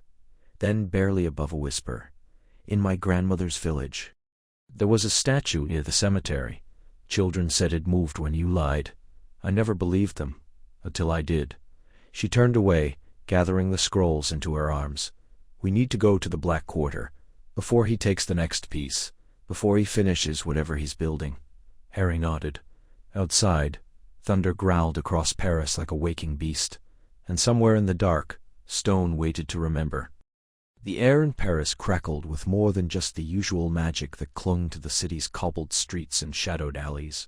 Rain had begun to fall in silver sheets, catching the glow of enchanted street lamps that flickered like dying stars. Harry pulled his cloak tighter, the weight of his wand pressed against his ribs like a second heartbeat. Beside him, Fleur moved with the quiet grace of someone who knew when to be seen and when to vanish. Her silver hair, usually tied back in a severe knot, had come loose in the damp, curling at her temples like smoke. "They're close," she murmured, her voice low, almost lost beneath the patter of rain on cobblestone. "I can feel it. The glass sings when it's about to wake." Harry frowned. "Sings?" She glanced at him, eyes pale as moonlight on water. "You wouldn't hear it. It's not sound, it's memory. The sculptures remember being whole, being seen." She paused. "Now they remember pain." A scream tore through the night, sharp and short. Then silence. Harry was already moving, boots splashing through puddles that shimmered with stray spells. Fleur kept pace effortlessly, her wand drawn but not raised, not yet. They turned onto Rue de Verre, and the world turned to crystal.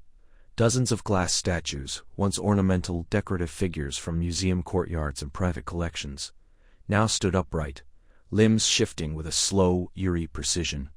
Their faces were smooth, featureless, yet somehow aware. One, shaped like a woman in flowing robes, turned its head toward them with a soft chime, like wind through chandeliers. Then it moved, fast, too fast, shattering the silence as it lunged. Harry shouted a shield charm. The spell flared gold as the statue's arms struck, sending cracks spiderwebbing across the magical barrier. The impact knocked him back a step.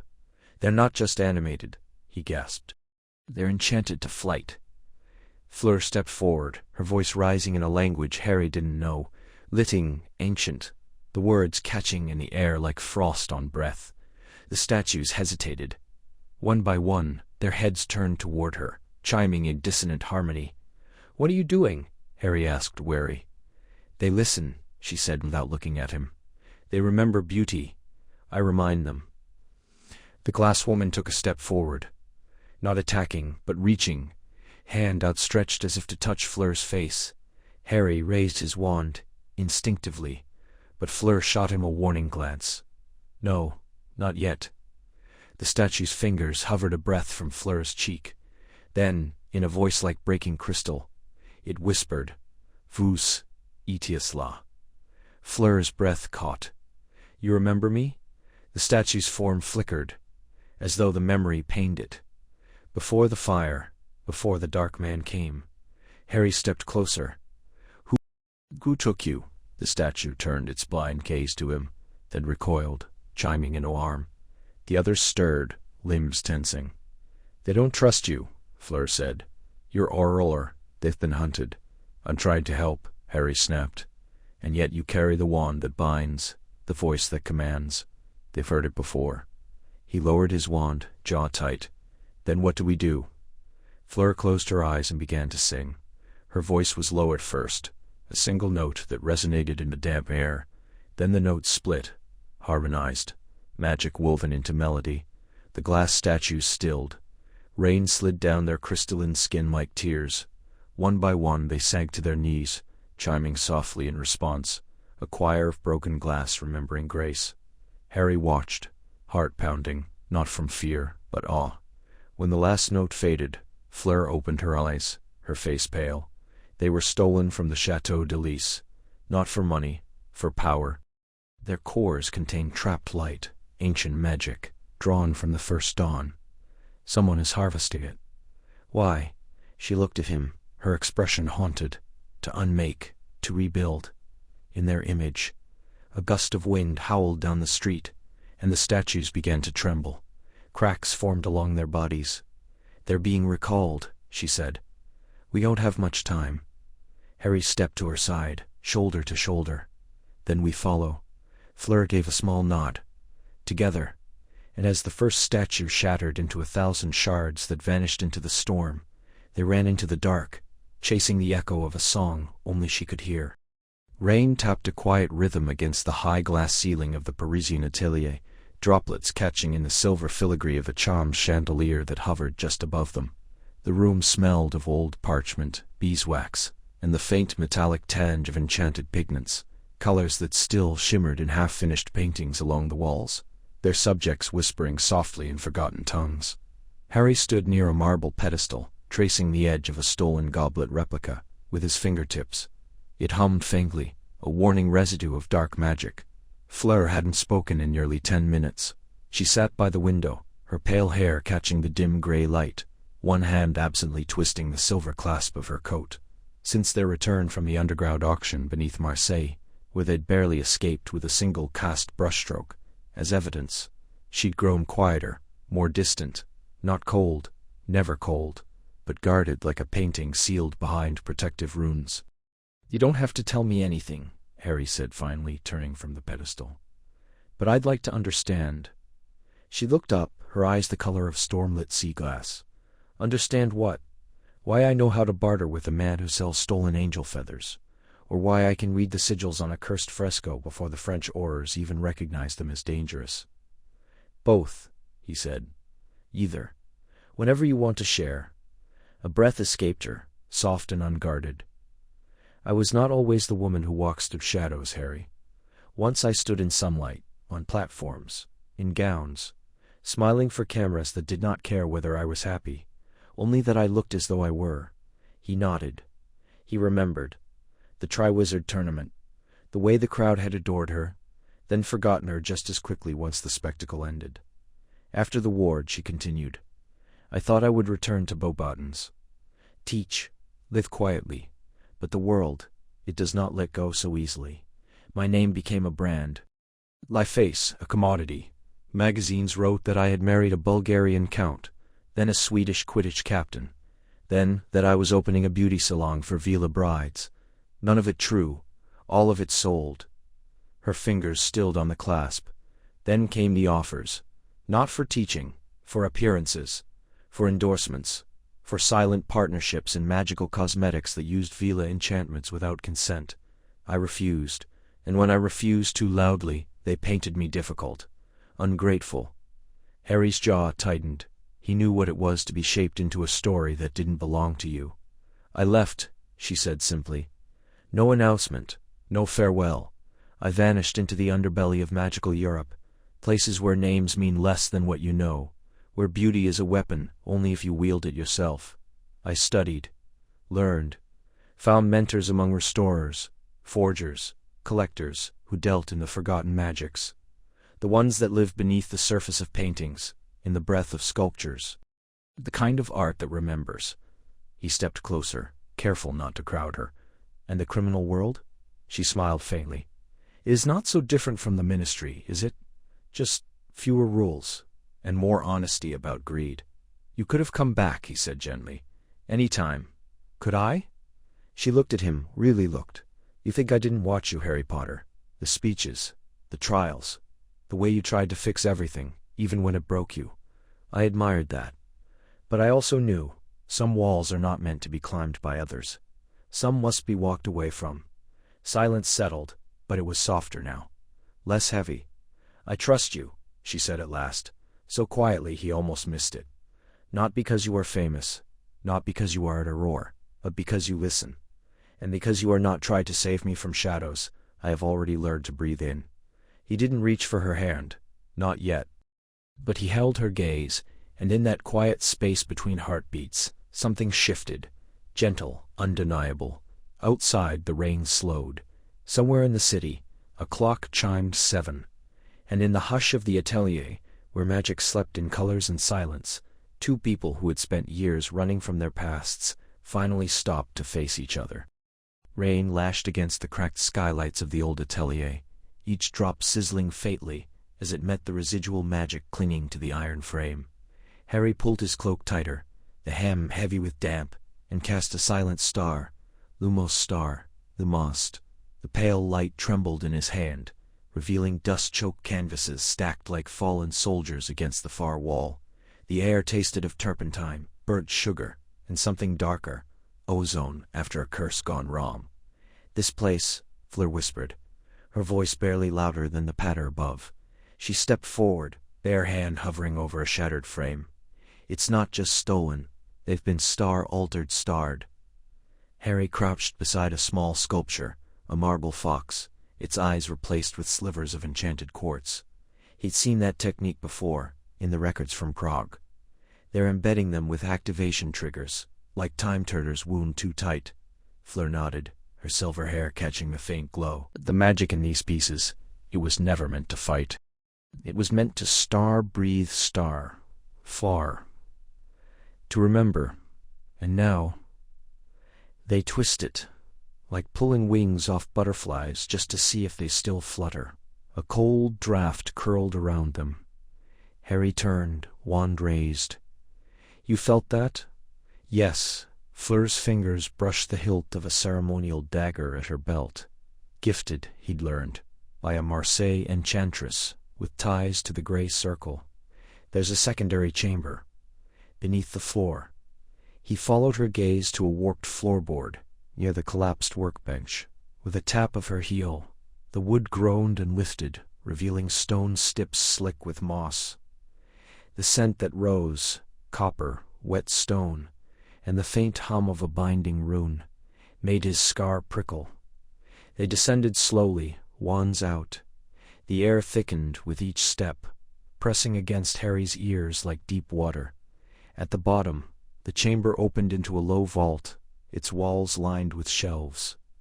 Each held a piece, small, unassuming, but pulsing with restrained power. A tapestry depicting a forest that subtly shifted when not watched. A music box carved from blackwood, its melody cut off mid-note. A portrait of a woman whose eyes followed them, not with malice, but sorrow. They're alive, Harry said. Not just enchanted.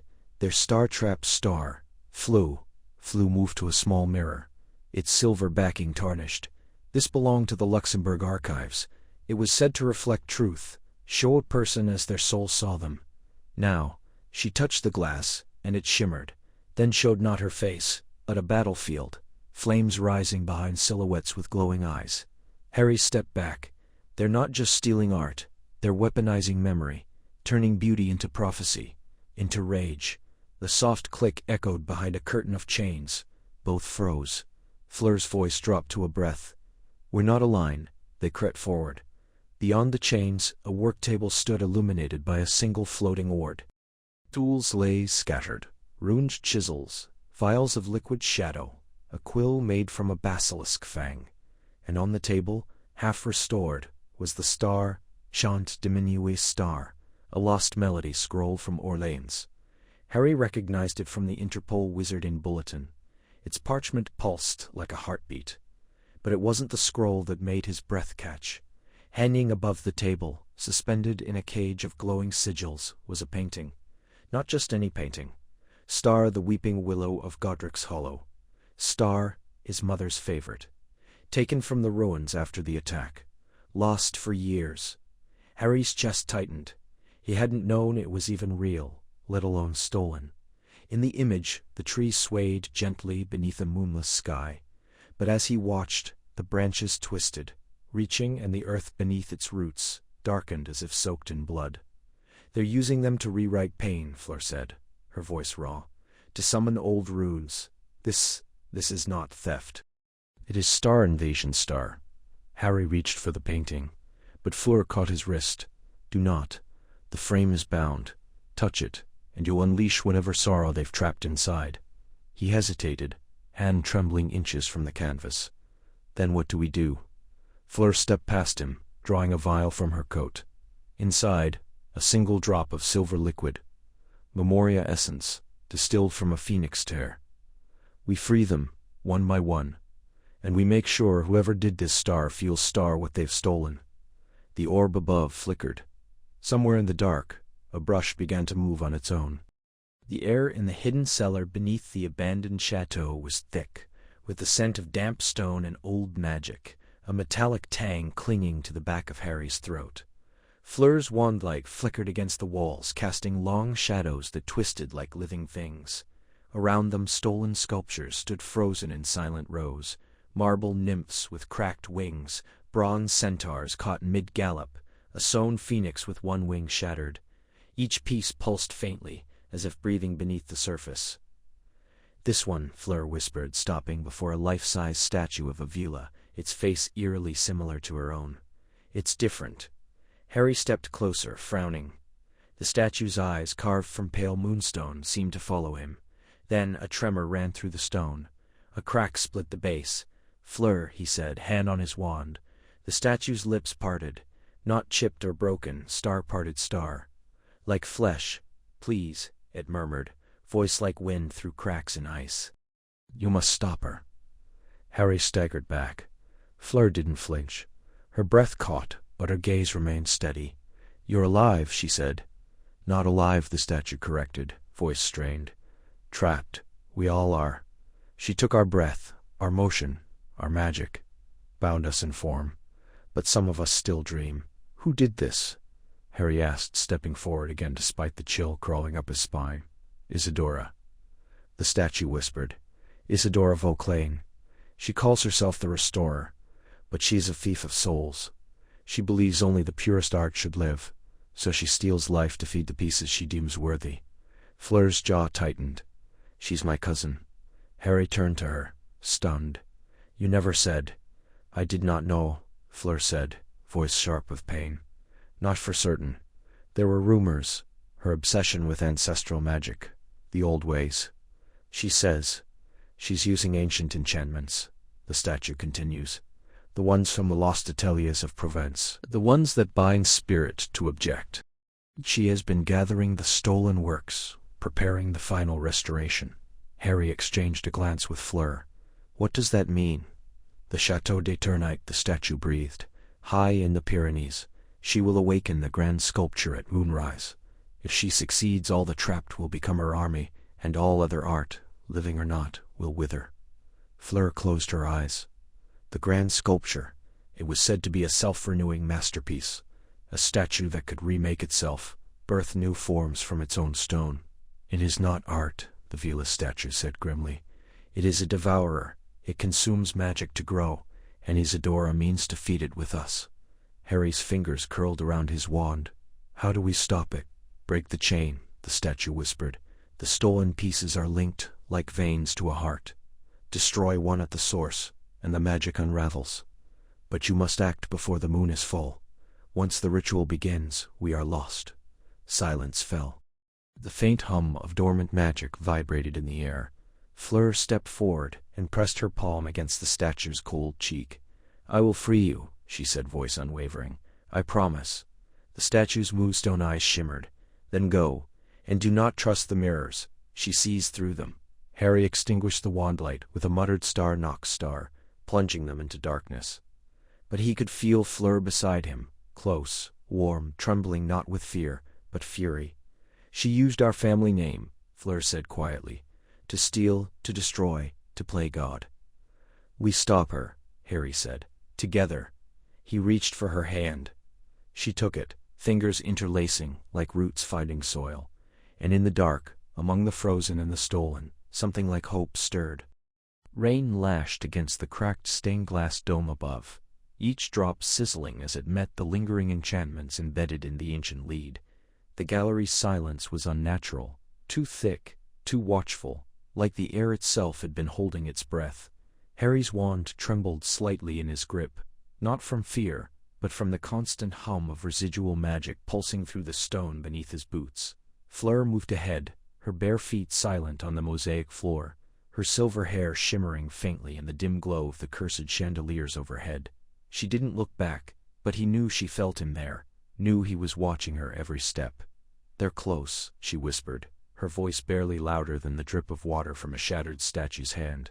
"I can taste it, the iron in the air, like blood on the wind." Harry swallowed, tightening his jaw. "You always say that, because it is true," she replied, turning her head just enough to catch his eye. "Then because you never believe me until it's too late." He opened his mouth to answer some dry retort about her dramatics, but the words died in his throat as the nearest portrait shuddered. The painted nobleman within twisted his head unnaturally, neck cracking like dry wood, and blinked with glassy eyes. Then another, and another. Across the long hall, eyes in oil and pigment rolled toward them, mouths parting in silent warning. "We need to go," Harry said, gripping Fleur's arm. She didn't resist. They ran. The floor erupted behind them, a marble slab bursting upward as a golem of stone and paint clawed its way free, its body a grotesque patchwork of stolen masterpieces. A scream echoed, but it wasn't human. It was the sound of 1,000 brushstrokes tearing apart, of colors screaming in agony as they were forced into motion. Harry whipped around, shouting, "Expulso!" The blast tore through the creature's chest, sending chunks of pigment and plaster flying, but it didn't stop. Nothing ever did. Fleur cast a quick charm, summoning a curtain of silver mist from her fingertips. It coiled around them like a shield, just as another figure dropped from the ceiling. A masked thief, cloaked in shifting hues, his wand made of splintered canvas and bone. The spell struck the mist with a sound like breaking glass, and Fleur staggered. "Get up." Harry pulled her forward, heart hammering against his ribs. He didn't know where they were going, only that stopping meant death. They burst through a rotting oak door into a forgotten rotunda, its walls lined with mirrors that didn't reflect. Instead they showed scenes, Tolan art being forged into new twisted forms. A statue of Athena weeping black tears, a self-portrait of Van Gogh, screaming as his stars consumed him.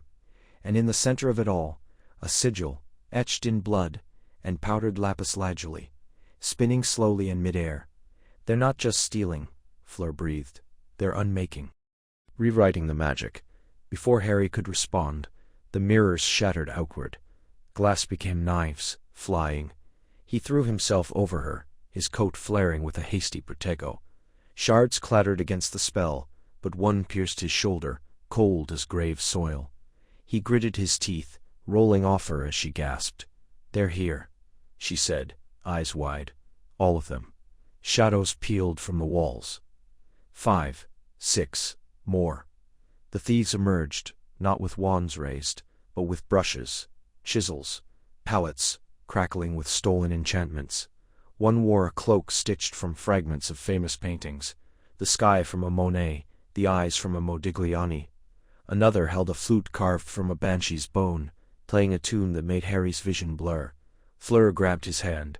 On 3, he nodded, blood trickling down his arm. 1. A whisper of wind. 2. The sigil flared. 3. They apparated just as the flute's note reached its crescendo, the world tearing apart around them.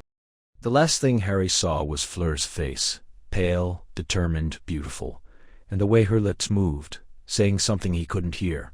Then, cold. Then, darkness. And then, The hard cobbles of a Parisian alley, rain still falling, her body curled against his, trembling. They were alive, but the magic was still out there. Rain lashed against the high-arched windows of the French Ministry's Bureau of Magical Artifacts, each drop striking like a whispered accusation. Inside, the air was thick with tension and the faint metallic scent of extinguished enchantments. Harry stood rigid near the hearth, his Auror's cloak still damp from the Portkey journey, his jaw clenched so tightly it ached. Across the room, Fleur Delacour leaned against a mahogany cabinet, arms folded, her silver-blue eyes fixed on the pacing official before them. "Another attack," Minister Morel snapped, his voice cracking like dry parchment. "A curator at the Layan Enclave found petrified this morning, stone from collarbone to toe, and the star Lament of Elodie Star, a painting that sang lullabies to heal trauma, now silenced, vanished." He turned on Harry, his wand tapping an agitated rhythm against his palm. "And you, Monsieur Potter, your presence has brought nothing but escalation." Harry exhaled slowly, the weight of sleepless nights pressing behind his eyes. "The escalation was already happening before I arrived. The thieves grow bolder, yes, but that's because we're close. They're afraid." "Afraid?" Morel scoffed. "Or provoked. Your methods, midnight raids, unregistered tracking charms, confrontations at abandoned catacombs, this isn't cooperation. This is disruption." Fleur stepped forward, her voice calm but edged with steel. "And what would you have us do, Minister? Send polite letters requesting the return of cursed icons stolen from sacred vaults? These are not petty thieves. They are collectors of power, art that remembers, that bleeds, that dreams. You saw the sigils left behind. You know what they mean." Auror paled slightly. The sigils, etched in powdered moonstone and dried basilisk venom, had begun appearing after each theft, ancient marks tied to a lost cult that believed stolen art could restore forgotten magic. No one spoke of it openly, but the fear was in the hush of hallways, in the way guards checked their wards twice. "I know what they mean," he muttered, "which is why this investigation is being suspended. Effective immediately." Harry stepped forward. "You can't be serious. We have a name whispered in the black markets. Starless Sculptor Star. He's the one commissioning these pieces. If we pull back now, he'll vanish. And whatever he's building—" "Whatever star you believe he's building," Morel corrected. "Conspiracy theories wrapped in prophecy and half-translated runes. I will not risk my ministry standing on the instincts of a foreign Auror, and a half-vila with questionable allegiances." Fleur's breath hitched, her fingers tightening at her sides. "My allegiances are to magic, Minister. To the truth in the strokes of a brush, the breath in a sculpture's lips. You forget, my grandmother was one of the last living artists to weave soul into canvas. I know what it costs when such art is stolen." Silence followed. Even the fire seemed to still. Harry watched her profile, how the flickering light caught the faint shimmer in her hair, the quiet fury in her stance. He had seen her calm a possessed fresco, with a lullaby, negotiate with a smuggler in 3 languages, while disarming his wards with her eyes closed. She was not just a guide, he was beginning to understand she was the key. "I'm not leaving," Harry said, quiet but firm. "Even if you suspend the case, people are getting hurt. That petrified curator. She had a daughter. The painting they took could have healed her nightmares. That matters." Morel stared at him, then at Fleur. "Then you are acting without authority. Be warned. Any further actions will be considered trespass, sabotage, or worse." As he swept from the room, the silence that followed was heavier than before. Fleur turned to Harry, her voice low. "You heard him. You have no authority." "I never did," Harry said, a ghost of a smile touching his lips. "But you do. You know the underground, the whispers, the places they don't put on maps." She studied him, then reached into her coat, pulling out a small folded map drawn in ink that shifted like smoke. "Then we work in the shadows. But this time, Potter, you follow Star My Star lead." Outside, the storm deepened, and somewhere in the dark, Stone wept. Rain tapped against the leaded glass of Fleur's attic apartment in Montmartre, each drop like a whispered secret against the spells woven into the panes. Inside, candlelight flickered over stacks of ancient grimoires, fragmented parchments, and a single half-unfurled scroll marked with the sigil of the lost Lumini's workshop. the last known makers of sentient frescoes. Fleur stood barefoot on the wooden floor, her silver hair unbound and shadowed in the dim light, staring at the ministry's latest missive. It lay open on the table, crisp and cold. Star, all cooperation with Auror Potter is hereby suspended.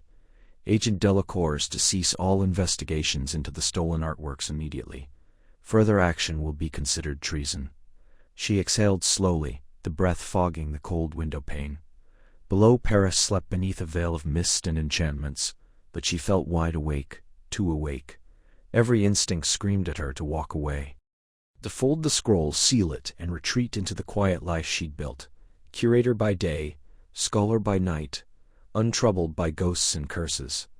But the memory of the last painting, Star, la veilleuse, Star, the watcher, wouldn't let her go. It had whispered her name when no one else was near. And worse, it had called her Star, sir, Star. She turned from the window, her fingers brushing the edge of the aurora-etched locket at her throat, a family heirloom, warm to the touch even now. Her grandmother had worn it the night she vanished, taken by something older than the ministry, older than Gringotts' deepest vaults. They'd said she died in a fire. Fleur had always known it was a lie. A soft pop echoed behind her. She didn't turn. "You did not answer my Patronus," Harry said, stepping out of the shadows near the bookshelf. He wore travel-stained robes, his glasses smudged, a bruise blooming beneath his left eye. "The ministry pulled me out. They're sending someone else, someone who follows orders. They will fail," Fleur said simply. "You know it. I know it." He hesitated.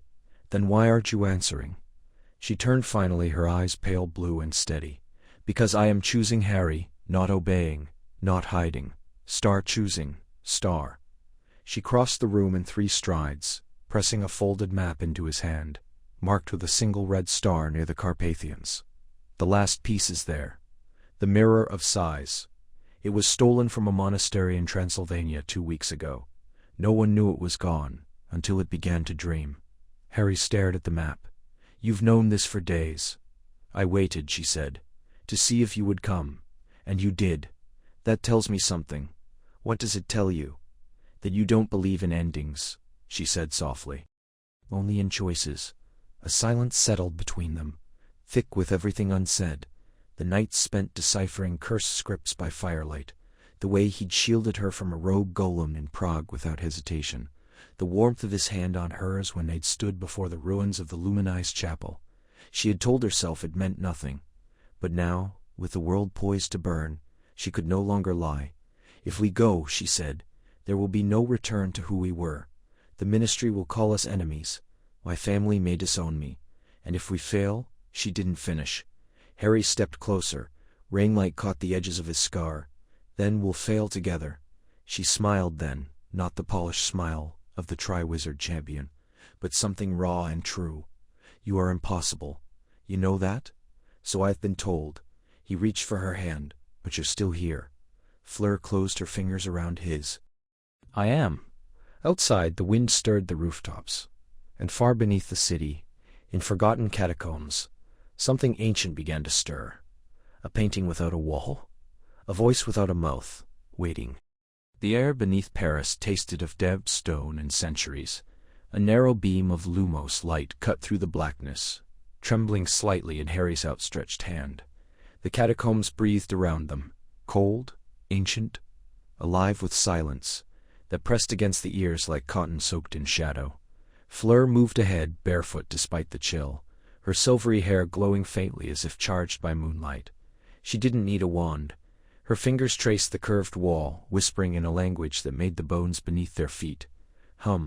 "This way," she said, voice low, almost reverent. "The wards are older than the city above.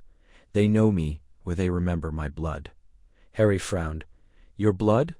She glanced back, eyes pale as frost in the dimness. "My grandmother was a guardian here, before the ministry sealed this part off, before they forgot what lived below." They stepped over a threshold marked by a carved serpent eating its own tail. The lumos flickered, then steadied. The passage widened into a vaulted chamber, its walls lined not with skulls, as Harry had expected, but with paintings, dozens of them. each sealed behind glass that shivered with containment spells. The frames pulsed like slow hearts. One portrait showed a woman weeping black tears that dripped beyond the canvas and vanished into the stone. Another held a forest that shifted with each blink, its trees bending toward unseen winds. "These are not just stolen," Fleur murmured. "They're altered, corrupted. Someone has been pulling magic from the art itself, training the essence of the creators, binding it to new forms." Harry stepped closer to a bronze sculpture of a robed figure, its face smooth and featureless. As he watched, the metal rippled, and a mouth formed, whispering words in a guttural tongue that made his scar prickle. He stepped back, hand on his wand. "They're not just selling them," he said. "They're turning them into weapons." Fleur nodded, her expression tight. "The art holds memory, emotion, power. In the wrong hands it can be made to obey, to destroy." A soft chime echoed through the chamber, like glass striking glass. Fleur turned sharply. "We're not alone." Footsteps, light and deliberate, echoed from a side tunnel. A man emerged, cloaked in deep indigo, his face half hidden beneath a mask of polished ivory. In his hand he carried a small wooden box, its surface carved with spirals that seemed to shift when spared at too long. "Mademoiselle Delacour," he said, his voice smooth as velvet. "I knew you would come. Your grandmother always had a weakness for lost things." Fleur's spine spickened. "You have no right to speak of her." "And yet," he said, setting the box down gently, "I guard what she once protected. These pieces, they were never meant to be hidden. They were meant to be awakened." Harry stepped forward, wand raised. "You've stolen from 12 countries.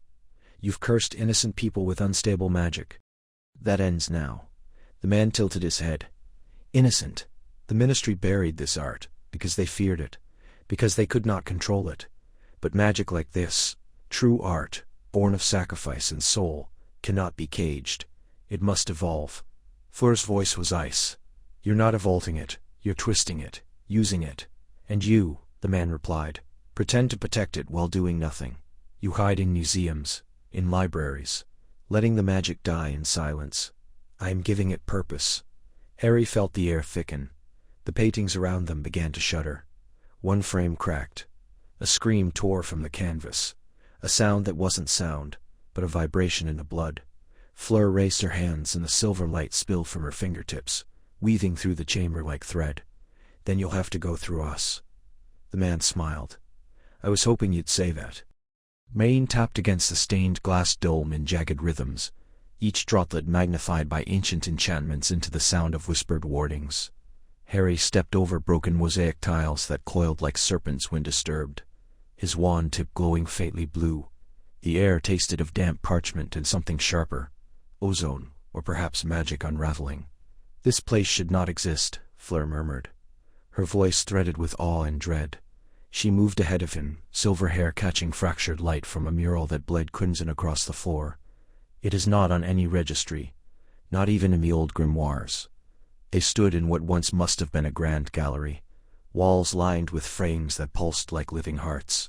Some paintings screamed silently, faces pressed against the canvas as if trying to claw their way out. Others watched with hollow, knowing eyes. A stone statue of a veiled woman turned her head slowly as they passed, her marble fingers flexing. "They're alive," Harry breathed. "Not alive. Trapped," Fleur corrected. She reached out, then hesitated. "Look, some are calling for help." A portrait of a young boy stretched his hand toward them, mouth forming the word "star, Mummin star" over and over. In the next frame, a knight in tarnished armor beat his sword against the edges of his world, bellowing in Old French. A landscape behind him burned eternally, trees writhing like wounded animals. "This is more than theft," Harry said, jaw tightening. "They're not just stealing art. They're kidnapping souls." Fleur nodded, her fingers tracing the gilded edge of a frame etched with runes. "These bindings, they are ancient, older than Hogwarts. The magic used to animate them. It was meant to serve, not to suffer. Someone twisted it." A low hum rose from the far end of the hall. The floor trembled. From the shadows, a sculpture emerged, half woman, half bird, wings of tarnished silver, dragging behind her. Her eyes glowed violet, and when she spoke, her voice was layered, as if many voices sang at once. You are not the ones who caged us, she said, tilting her head. But you carry their scent. We're not with them, Harry said, lowering his wand. We're trying to stop them, and you will fail, the creature replied. They have the chisel of Thalos. With it, they'd unmake and remake at will, they'd bend the art. And the art bends the world. Fleur stepped forward, voice steadied. Where is it? The chisel. The sculpture's wings shuddered. Gone. To the black spire. But know this. Those who stole us are not mere thieves. They are restorers. They believe they purify magic by taking it from places they deem unworthy. Museums, temples, homes. They call it reclamation. Harry exchanged a glance with Fleur. So they're not just selling them. They're moving them, controlling them. Worse, whispered a painting of an old wizard, his beard trembling. They wake the dormant ones. Cursed ones. The ones who remember war. Another frame flickered. A warhorse with flaming eyes, riderless, galloping in place. In the next, a woman with too many hands stitched a tapestry that shifted with every blink, showing cities crumbling. We have to free them, Harry said. Fleur shook her head. Not all wish to be freed. Some have been here so long. The frame is all they know. To release them might destroy them. And others? He asked. Others, she said softly, will follow us. If we give them a reason. A low moan echoed through the hall. Paintings trembling in their frames. Statues shifting on cracked pedestals. The air thickened with expectation. We don't have time to debate, Harry said. If they're using the chisel to control magical art across Europe, what happens when they turn it on something bigger? A castle? A city? Fleur looked around, at the weeping boy, the burning night, the silver-winged harpy watching them with ancient sorrow.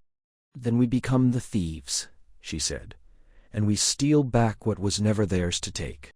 The air in the cavernous chamber was thick with the scent of wet stone and old magic, a low hum resonating through the soles of Harry's boots. Before them, stretching into the dimness, stood row upon row of statues. No, not statues. They moved, subtly. A wrist twitched, a head turned, slow as molasses. Stone eyes blinked. Fleur's breath hitched beside him, her wand trembling not from fear, but from the weight of recognition. This is impossible, she whispered. These are star-lost star works.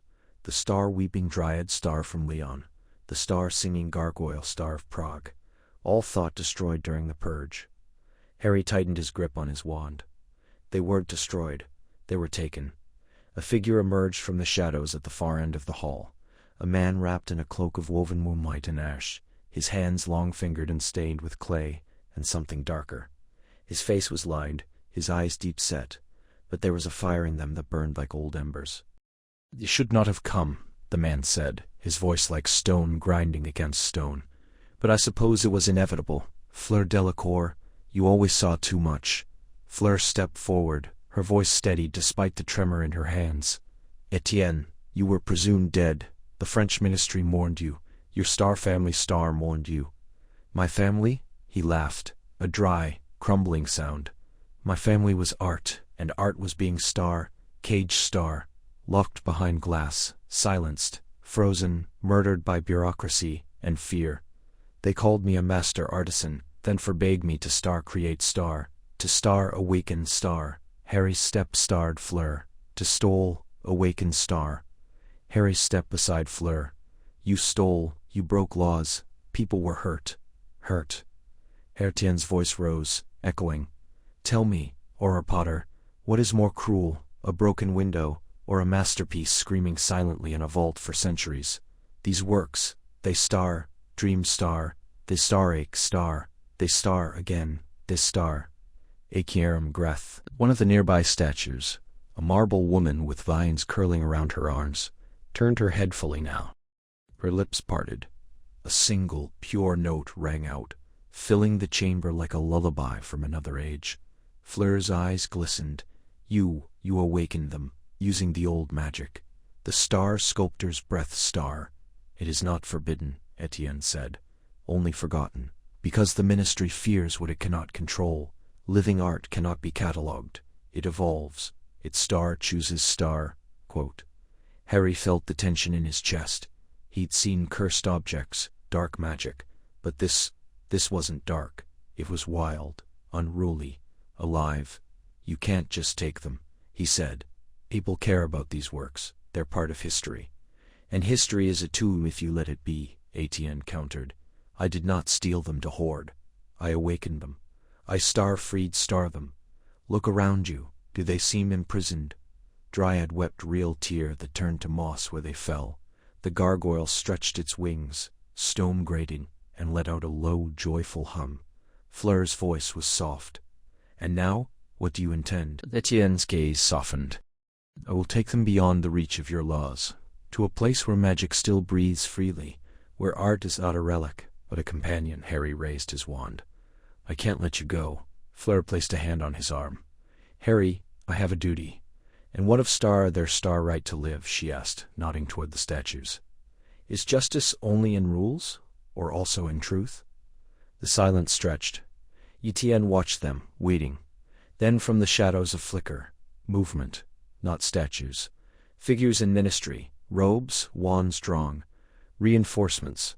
Harry hadn't called them. Someone had followed. Etienne's face darkened. So, the cage comes for them again. Fleur stepped between him and the approaching Aurors. Her wand now raised not at Etienne but at her own people. No, she said, not this time. Harry looked at her, stunned. She met his eyes. Some things are worth more than rules.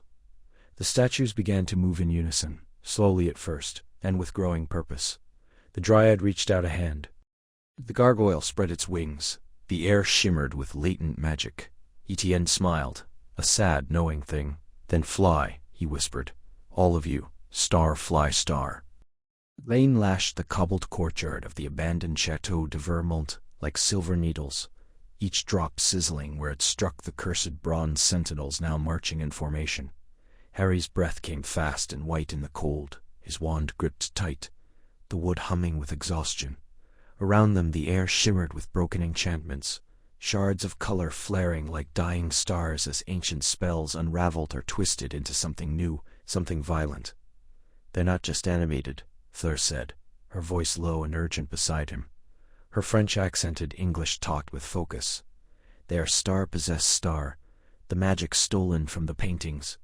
It's bound to the statues now, like souls in metal. A marble Venus lunged forward, her stone fingers elongating into claws, her once graceful face twisted into a snarl of molten green fire. Harry sidestepped and cast star, expulso star, the blast tearing her torso apart, but the pieces writhed, reassembling mid-air into a grotesque, multi-limbed horror that scuttled toward them like a spider. Starred sectum sempra, star. Fleur slashed her wand in a wide arc, silver light slicing through the creature's form. It shrieked, a sound like grinding stone, and collapsed into inert rubble. Harry glanced at her, breathless. Since when do you use star, that star spell? Since I learned it works on enchanted matter, she said, eyes scanning the darkened archway ahead. And since I stopped caring about clean magic when the world burns. Another wave approached, not from the front, but from star within star. The frescoed walls of the chateau's inner hall peeled away like wet paper, figures leaping free in a cascade of pigment and fury. A knight on a rearing steed burst through the stone, lance aimed at Harry's chest. He rolled, casting star protego star, the shield buckling under the impact. The horse dissipated into smoke, but the knight remained, sword swinging in a wide, deadly arc. Fleur countered with a rare incantation, star. Lumière enchanée, star, and beams of solidified sunlight erupted from her wand, wrapping around the knight like golden chains. He roared, thrashing, as the light burned through his stolid essence, until he crumbled into ash. They moved back to back now, circling in the courtyard's shrinking safe zone. Around them, the army of art grew, a gargoyle with wings of shattered stained glass, a self-portrait of a mad sorcerer whose eyes shot bolts of crimson lightning, a sarcophagus that slithered forward on skeletal hands, whispering in forgotten tongues. They're converging on the east wing, Fleur said. That's where the heart must be, the anchor of the ritual. The star corps du tableau star, Harry murmured, remembering the stolen artifact. A legendary canvas said to absorb and command other enchanted art. He's using it to control them all. And if it shatters, she whispered, so do they. But if he completes the ritual, every great magical work in Europe could fall under his will. A tremor shook the ground. From the chateau's highest tower, a pulse of violet light burst outward, warping the air. The statues froze, then turned as one, their hollow eyes locking onto the pair below. "He knows we're here," Harry said. Fleur met his gaze. Rain clung to her silver hair. Her cheeks flushed not from cold, but from the fire inside. "Then let us give him a proper welcome, star non-star." They ran, not away, but forward, into the heart of the storm. Harry cast star confringo star, and a cluster of advancing busts, the explosion scattering them like broken pottery. Fleur wove a complex ward around them both, a shimmering barrier of wind and light that deflected a hail of enchanted darts, fired from a reanimated suit of armor. They reached the great hall, doors ripped from their hinges, the air thick with the scent of ozone and old paint. At the center, upon a dais of fused canvas and bronze, hovered the star Corps du Tableau star, a swirling, living void of color, drinking in the magic of the destroyed artworks. And before it stood, the man they'd chased across half of Europe, Lucien Moreau, once a revered restorer, now a hollow-eyed zealot with a brush in one hand, and a wand fused to his bone. "You don't understand what you're stopping," he hissed. "I'm not stealing magic. I'm star-free and star it. Art should not be caged in silence. It should star live star, falling me self in days. It should star rule star R. Art isn't meant to kill," Harry shouted over the rising wind. "It's meant to star mean star something." Fleur stepped forward, her voice calm, cold. "And you, Lucien, what do you star mean? A boy whose mother sold her soul to enchant a lullaby. You're not restoring art. You're burying her memory in blood." His face contorted. The star core star pulsed, and the rune star screamed star. The air in the cavernous chamber hung thick with the scent of damp stone and old magic, a metallic tang clinging to the back of Henry's throat. Before them, the stolen sculptures writhed, not with motion, but with a terrible trapped sentience, their marble eyes flickering with faint blue light. The sculptor, a gaunt man with ink-stained fingers and hollow cheeks, stood at the center, chanting in a guttural, forgotten tongue. His voice pulsed like a second heartbeat, resonating through the walls, binding the art to his will. Fleur stepped forward, her silver hair catching the dim, enchanted glow of the torches. She moved with a quiet certainty, barefoot on the cold stone, her wand tucked away. She didn't need it for this. "C'est fini," she said, her voice low, but carrying like a blade through fog. "You twist sacred craft into chains. That is not art. That is sacrilege." The sculptor turned, his eyes wild. "You know nothing of the old ways, Delacour. These pieces were meant to live." "I gave them breath, and you stole their will," Fleur countered. "True art breathes on its own. It does not scream in silence." Harry watched, heart-pounding, as Fleur closed her eyes and began to hum. It was a melody without words, ancient and aching, rising from deep within her Vila blood. The air shimmered around her, not with power, but with memory, centuries of song, of creation, of magic woven into form and color. The sculptures twitched. One, a woman with wings of fractured alabaster, turned her head slowly toward Fleur, her stone lips parting in a soundless cry. The sculptor snarled and raised his hands, threads of dark energy lashing toward Fleur like whips. Harry moved instinctively, shouting, "Protego." The shield flared between them, but Fleur didn't flinch. She kept singing, stepping through the magic as if it were mist. Her fingers brushed the base of the winged sculpture, tracing a spiral pattern long erased by time. "Je t'envoie," she whispered. "J10. Tuans pasul." A pulse ran through the floor. The sculpture's eyes blazed, not blue but gold. The chains of enchantment cracked like ice. One by one, Fleur moved among them, a knight frozen mid-charge, a child clutching a glowing orb, a forest of petrified trees whispering in a long dead wind. Each time she sang, touched, spoke, not in spells, but in recognition, in reverence. The sculptor screamed, his voice breaking. "They are mine. I made them live." "You made them suffer," Harry said, stepping closer. "Wand steady. Look at them. Really look." The knight turned his helmeted gaze toward his creator. The child lowered her orb, and in their eyes, no longer blank, but full of sorrow, of longing, there was judgment. Fleur reached the final piece, a towering phoenix, carved from black basalt. Its wings were half unfurled, caught in agony. She placed both hands upon its chest and sang the last note, a single, clear tone that hung in the air like a star born in darkness. The spell shattered. A wave of light exploded outward, not violent, but cleansing. The blue glow in the sculpture's eyes vanished, replaced by stillness, peaceful, voluntary stillness. The knight lowered his sword. The child smiled. The phoenix spread its wings in silent triumph. The sculptor collapsed to his knees, his magic unraveled, his purpose undone. He wept into his hands.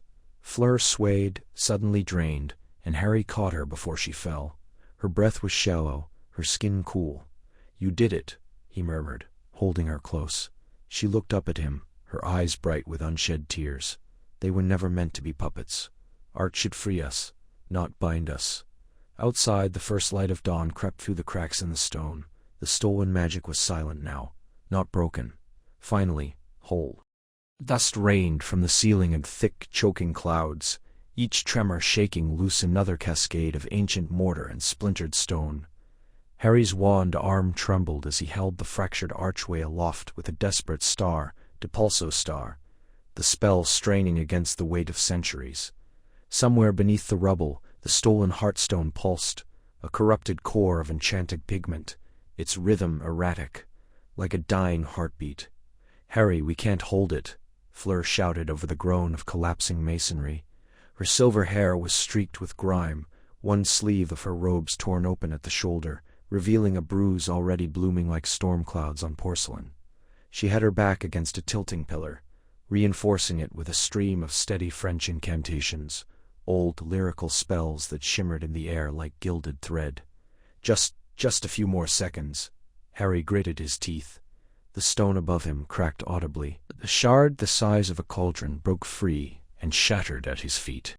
"We have to get the paintings out." Fleur turned her head just for an instant and met his eyes.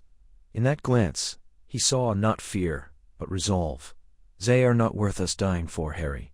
Not like this." He looked past her to where 3 enchanted canvases lay propped against the wall, their frames wrapped in stolen veil silk. One depicted a battlefield frozen mid-battle, soldiers still mid-charge, their painted eyes now blind with corruption. Another showed a forest of living marble, its trees slowly petrifying the air around them. The third, smallest but most dangerous, was a portrait of Isabeau the Unseen, a 12th-century sorceress whose magic had once reshaped reality through pigments alone. Her face was gone, scraped away, only a hollow remained. And yet, it whispered. "You hear it, don't you?" Fleur murmured, her voice low. "She's not gone. She's waiting." Harry swallowed. "Then we can't leave her. If that thing reaches the surface, it'll rewrite everything." Another crash. The far wall collapsed inward, revealing a yawning chasm where the vault's foundation had given way. Flames licked up from below, not ordinary fire, but blue and cold. Star ignis somnius star, dream fire, feeding on memory and illusion. Fleur stepped forward, seizing one end of Isabeau's frame. "Then we take her, but we go star now, star." He dropped the star. He dropped the star depulso star and lunged for the other side. The moment the archway lost his spell, it buckled. Stone thundered down, cutting off the exit they'd used. Dust blinded them. Harry pulled Fleur back just as a being seared through the space where she'd stood, igniting the veil's silk in a burst of soundless flame. "No more doors," he said, coughing. "We go down, down." Her voice was sharp. "The tunnels, beneath the vault. I saw them on the enchantment map. Before it melted in your pocket. Yes, you saw a lot of things, Harry Potter." He managed a weak smile. "Trust me?" She looked at him, really looked. And for a heartbeat, the world stilled. No collapse. No fire. Just her breath on his cheek, the warmth of her hand brushing his. "We," she whispered. "But if we die, I shall never forgive you." They plunged into the black. The descent was a nightmare of jagged steps and flickering shadows. The air thickened with the scent of wet clay and something older, ozone and burnt honey, the residue of forbidden art. The painting between them grew heavier with every step, its frame now warm, humming. Fleur began to chant again, a warding song in a dialect Harry didn't know, her voice rising above the tremors. Then, light. Ahead, a faint blue glow pulsed from a cavernous chamber. Not fire, not magic as he knew it. The walls were lined with unfinished sculptures, faces emerging from stone, hands half-formed, mouths open in silent song, masterpieces abandoned, or rejected. This was his studio, Fleur breathed. Before he became a thief, before he became a monster. Harry's throat tightened. He recognized the style, fluid, elegant, imbued with soul. The same hand that had restored the Louvre's damaged frescoes. The same man who had once been celebrated. He wasn't always wrong, Fleur said softly. He just wanted to make magic live forever. And now it's killing him, Harry finished. The floor shuddered. Above, the weight of the world pressed down. The last support groaned. "Run," Fleur said. They ran. The tunnel narrowed. The painting screamed, and just as the ceiling gave way behind them, Harry threw up a star, Protego Maxima star, with every ounce of strength he had. Rock and fire slammed into the shield. He felt his bones creak. Fleur added her magic, silver light weaving through his green, and together they burst into the open air as the earth swallowed the past whole. Rain fell, cold, cleansing. They collapsed onto the grass, gasping, the cursed portrait clutched between them like a shared secret. It was over, but the silence between them pulsed with something new, something neither dared maim. Rain fell in steady sheets over the Seine, turning the cobbled streets of Paris into ribbons of reflected lamplight. The air smelled of wet stone and ozone, the lingering residue of powerful magic still humming beneath the surface of the city. Harry stood at the edge of the quay, his cloak pulled tight against the chill, watching as ministry officials in pale blue robes guided the last of the survivors from the submerged gallery. Their faces were pale, dazed, some wrapped in enchanted blankets that shimmered with restorative warmth. A young conservator, no older than 20, stumbled forward and vomited into the river, his body still shaking from the curse that had trapped him inside a living fresco for 3 days. Healers moved quickly, murmuring incantations, pressing vials of golden liquid to cracked lips. The silence was heavy, broken only by the soft crackle of healing charms and the distant wail of a magical siren fading into the night. Harry exhaled, his breath a pale cloud in the air. It was over. The vault beneath the Louvre, once hidden by layers of forgotten wards and centuries-old illusions, had been breached. The stolen artworks recovered, the corrupted curator bound in chains of silver light, and Fleur stood at the center of it all. She was speaking quietly with a senior enforcer from the French Auror division, her silver hair damp and clinging to her temples, her posture regal, despite the exhaustion etched into her face. She gestured toward a sealed crate floating just above the ground, its surface inscribed with glowing runes. Inside, the star portrait of the weeping saint's star, a 15th-century masterpiece said to weep real tears during times of great sorrow, rested once more in stasis. It had been screaming for weeks, its voice a weapon in the wrong hands. Harry started toward her, boots splashing in shallow puddles. When he reached her side, she turned, and for a moment they simply looked at each other. No words, just the quiet understanding of two people who had walked through fire together. "You look terrible," he said, voice low. She smiled, faint but real. "And you, Harry, look like you've been dragged through a hedge backward, twice." He chuckled, rubbing a hand over his stubbled jaw. "Feels like it." They stood in silence for a moment, the rain softening. The weight of the past week pressed down, the narrow escapes, the cursed mirror that had shown them their deepest fears, the auction in the catacombs where masked figures bid in blood ink, and always the haunting trail of art that remembered too much. That star felt star too deeply. "They'll be safe now," Fleur said, more to herself than to him. "The relics, the paintings, they'll be returned, guarded by new wards, new protocols, no more secrets hidden beneath beauty." Harry nodded. "And the mastermind?" Her expression darkened. Gone. Vanished ere the collapse. But not gone forever. He left behind echoes. In the art, in the spells. I can still feel him, like a stain on the canvas. He studied her. You'll keep looking. She met his gaze. We. And you? I'm due back in London in 2 days. But. He hesitated. I was thinking. There's a small gallery in Edinburgh. Private collection. They've got a tapestry that moves with the seasons. Might be worth checking, just in case. Fleur tilted her head, a slow smile returning. Just in case? He shrugged, trying to hide the warmth rising in his chest. You never know what's been mislabeled, or stolen. She stepped closer, close enough that he could see the flecks of blue in her storm-gray eyes. Then I suppose, she said softly, we are not finished after all. The rain eased. Somewhere above the clouds, the moon broke free, casting a single shaft of light over the river. And for the first time in years, Harry felt not the weight of duty, but the quiet thrill of something new, something worth chasing. Rain tapped a slow, steady rhythm against the tall, arched windows of the French ministry's reception hall, blurring the stained glass depictions of ancient enchantments into smears of violet and gold. Inside, the air hummed with the polite indifference of bureaucrats, who preferred victory without visibility. Harry stood near the edge of the room, hands tucked into the pockets of his charcoal cloak, watching Fleur exchange quiet words with a senior liaison, whose smile didn't reach his eyes. The ceremony had lasted 12 minutes, 12 minutes for 2 years of chasing whispers through back alleys in Prague, dodging cursed frescoes in Vienna, and nearly dying in a collapsing grotto beneath Marseille, all culminating in this tepid acknowledgement.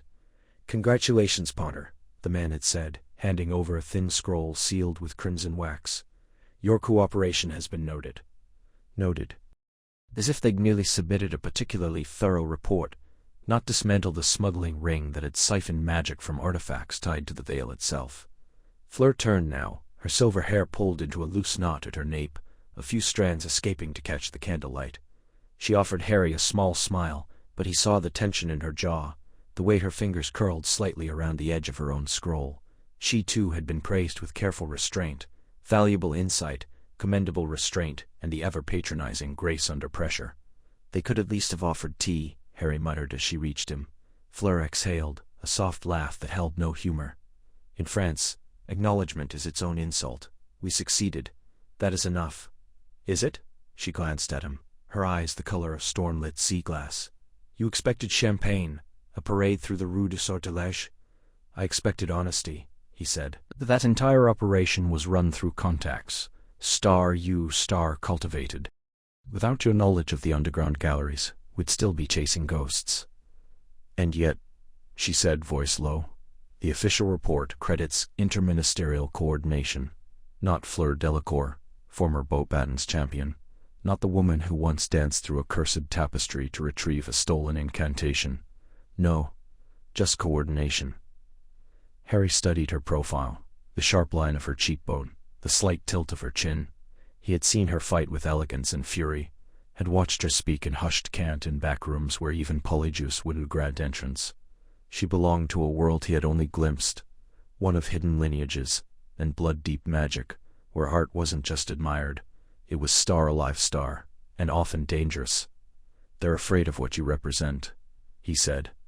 You don't play by their rules. No, she agreed, and they don't like being reminded that the rules are rotting from within.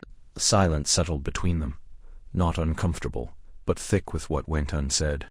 The weight of the past months pressed close. The late-night conversations in dim cafes, the way she had gripped his arm when the basilisk statue in Wyone had nearly crushed him, the quiet way she'd bandaged his hand after the Prague mirror had cut him with memories not his own. Outside, the rain softened. A single beam of grey light pierced the clouds, glancing off the wet cobblestones beyond the windows.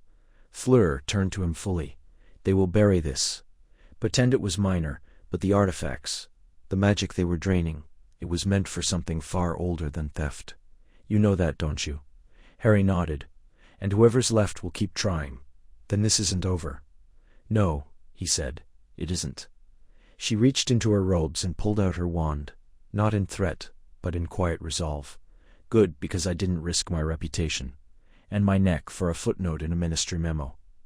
Harry smiled then, real and unexpected. "So, what now?" "Now," she said, stepping toward the door, "we find out who was paying the piper, and we make them answer." And just like that, the celebration behind them faded into irrelevance. Rain tapped a steady rhythm against the high-arched windows of the Louvre's forgotten sublevel, where the air smelled of damp stone and old magic. The recovered tapestry lay across a silver-lit examination table, its threads faintly pulsing like a heartbeat beneath fabric. Harry stood a few paces back, hands in his coat pockets, watching as Fleur leaned in, her wand tracing invisible sigils over the surface. Her breath fogged the air, and the light from her wand caught the silver in her hair. "It's not just restored," she murmured. "It's waking." He stepped closer. "You said it was stolen from a vault in Lyon. How's something like this just vanish?" Fleur didn't look up. "Because it was never meant to be seen, not by most.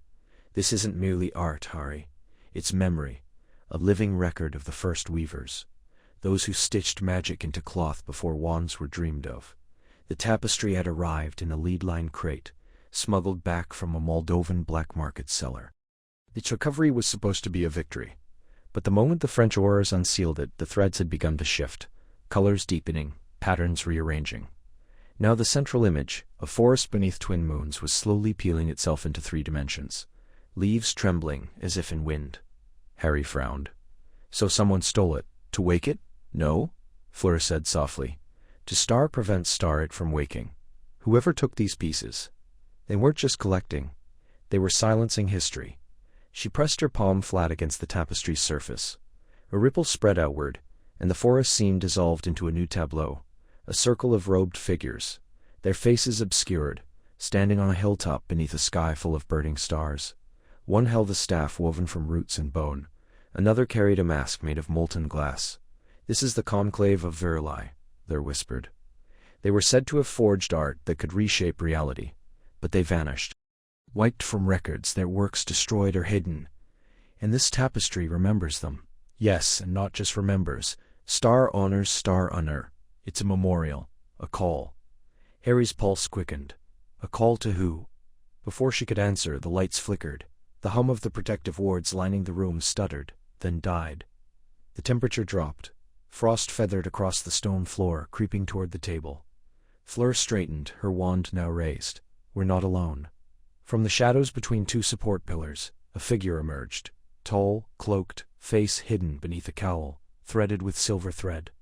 In one hand, they held a small, ornate mirror, its surface swirling like smoke. "You shouldn't have brought it back," the figure said, voice genderless, echoing as if from far away.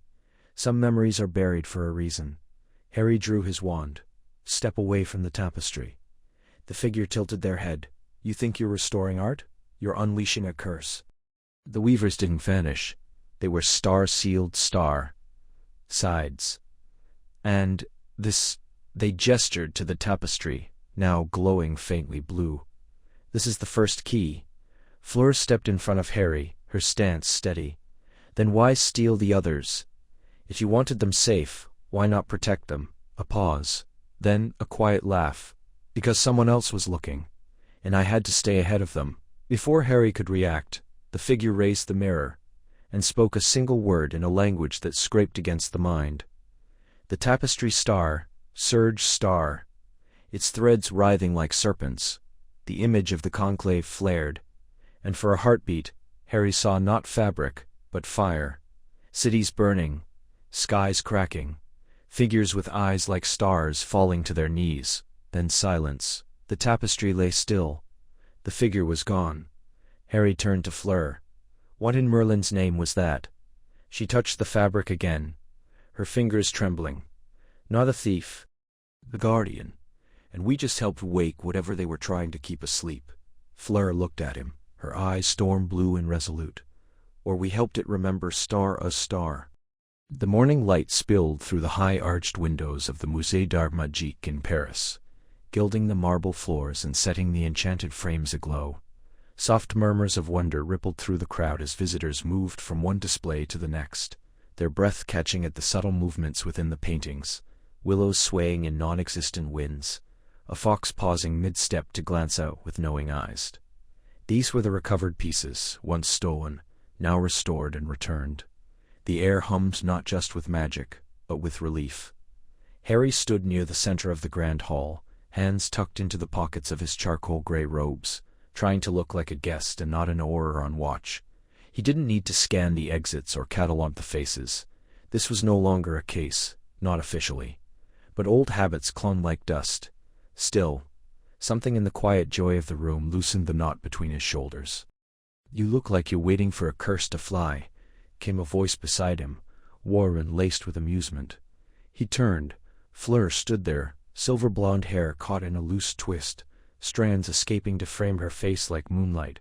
She wore a deep sapphire dress that shimmered faintly with every step, enchanted to shift like water under starlight. Her smile was small, private. "I can't help it," he said, shrugging. "Feels strange to be here. What? A spectator? A hero, perhaps?" she suggested, lifting an eyebrow. He snorted. "Hardly. We just caught the right lead at the right time." "And followed it through fire," she said softly, her gaze drifting to a restored triptych. Across the room, the star sisters of the hollow wood star. Once thought lost for centuries. You stood between that man and his final spell. You didn't hesitate." Harry looked down. "You were there too. You knew the wards." "You spoke the countercharm before I even understood what he was trying to do." She tilted her head, studying him. "We were good together, not just as partners, as something more." The words hung between them, delicate as a spell on glass. He met her eyes, and for a moment the noise of the gallery faded. He remembered the dim glow of underground auction houses, the scent of old ink and danger, the way she'd gripped his hand in the tunnels beneath Prague when the walls began to close in. He remembered the quiet mornings after, sipping bitter coffee in safe houses, trading stories like secrets. "We were," he said quietly. A child laughed nearby, chasing a floating ribbon of light that unraveled from a nearby mural. The moment cracked gently, and Fleur exhaled, her expression softening. "Come," she said, offering her hand. "There is one more piece they've placed at the end. I helped restore it. It was the first one taken." He took her hand without thinking, fingers lacing with hers. Her skin was warm. They walked together down the final corridor, past portraits that whispered greetings in ancient tongues, until they reached the last chamber. There, beneath the dome of enchanted glass, floated a small sculpture. Star la larme du Nord, star, the tear of the north. A delicate figure of ice and silver, weeping droplets that never fell, suspended in time. Its magic had once been twisted, drained to fuel dark rituals. Now it glowed with quiet life. Fleur stepped forward, her voice low. "It sings when no one is listening. A lullaby from before my ancestors crossed the fjords." Harry watched the silver tears hang in the air, catching the light like stars. "It's beautiful." She turned to him. "You gave it back, not just the art. Its soul." He shook his head. "We gave it back." For a long moment, they stood in silence, the weight of everything unsaid, pressing gently between them. The case was closed, the villains imprisoned, the magic restored. And yet something remained, unfinished, tender. Fleur reached up, brushing a strand of hair from his forehead. "Stay in Paris a little longer?" He caught her hand, pressing it to his lips. "I was hoping you'd ask." The gallery was silent, but for the whisper of shifting frames and the soft creak of enchanted wood settling beneath moonlight. Above them, starlit constellations drifted across the painted ceiling, mimicking the real sky far above the chateau's ancient turrets. The air carried the scent of old parchment, beeswax, and something faintly floral, Fleur's perfume, or perhaps the lingering magic of the portraits that watched them with quiet curiosity. One elderly duchess in a gilded oval frame sighed dreamily, fanning herself with a lace-trimmed hand. Harry stood by a marble column, arms crossed, eyes fixed on a canvas that shimmered when not looked at directly. It was a landscape of a forgotten valley, its trees breathing, its river flowing in slow, deliberate loops. He hadn't meant to come here tonight. But sleep had refused him, his thoughts tangled in riddles. Clues from the black market auction in Lyon, the coded sigils beneath the stolen sculpture's base, and Fleur's quiet intensity when she traced them with her fingers. And then, of course, There was Fleur. She entered silently, barefoot on the cold stone, wrapped in a cream-colored dressing gown that glowed faintly in the dim light. Her hair, unbound, fell like moonlit silk over one shoulder. She paused a few feet away, her breath catching just slightly at the sight of him. "You're still awake," she said, voice low, like a secret meant for the walls. "So are you," he replied, turning. The moon caught the blue of her eyes, turning them silver. She stepped closer, her toes curling against the stone. "I couldn't sleep. Too many thoughts. Too many. Feelings I didn't know how to name." Harry swallowed. "I know the feeling." A painted knight in armor clinked his sword against his shield and muttered something in Old French before dozing off. The Duchess fanned herself faster. Fleur looked around, then back at him. "We've been chasing shadows across 3 countries. We faced cursed mirrors that steal voices, outrun golems made of shattered stained glass, and yet this moment is what makes my heart race the most." Harry stepped forward, closing the space between them. "I keep thinking about the night in Prague, when you disarmed that smuggler with a lullaby charm, when you looked at me across the smoke and smiled like you were the only one who knew a secret." "I did," she whispered. "What was it?" "That I was falling for you, slowly, quietly, in spite of every reason not to." He exhaled, a breath he hadn't realized he'd been holding. "I thought I was the only one. Always so brave in battle, so certain with a wand, but so afraid of saying what's in your heart." She reached up, her fingers brushing his cheek. "Like it's more dangerous than a cursed artifact." "It is," he admitted. "Because there's no spell to fix it if it breaks." She smiled, soft, understanding. "Then we won't let it break." The gallery seemed to hold its breath. A portrait of a young couple dancing in a meadow paused, their music fading into silence. Even the stars above slowed in their celestial journey. Harry cupped her face, his thumb tracing the line of her jaw. "I didn't come here looking for this. I didn't think I deserve it." "You don't have to deserve love, Harry. You only have to accept it." And then she rose on her toes, and he met her halfway. Their lips touched, soft, tentative at first, a question more than a statement. Then deeper, surer, as if they were finally speaking, a language they'd both been mute in for years. Around them the portraits erupted, not in sound, but in color. Paintings flared with light, blossoms unfurling in static canvases, lovers reuniting in long-sealed dioramas. The Duchess stroked her fan. The knight saluted. When they parted, Fleur rested her forehead against his. "I've waited too long to say that." "Then let's not waste another night chasing ghosts," he said. "Let's find the truth, together. And when it's over, when the last painting is returned and the last curse broken, we'll build something real."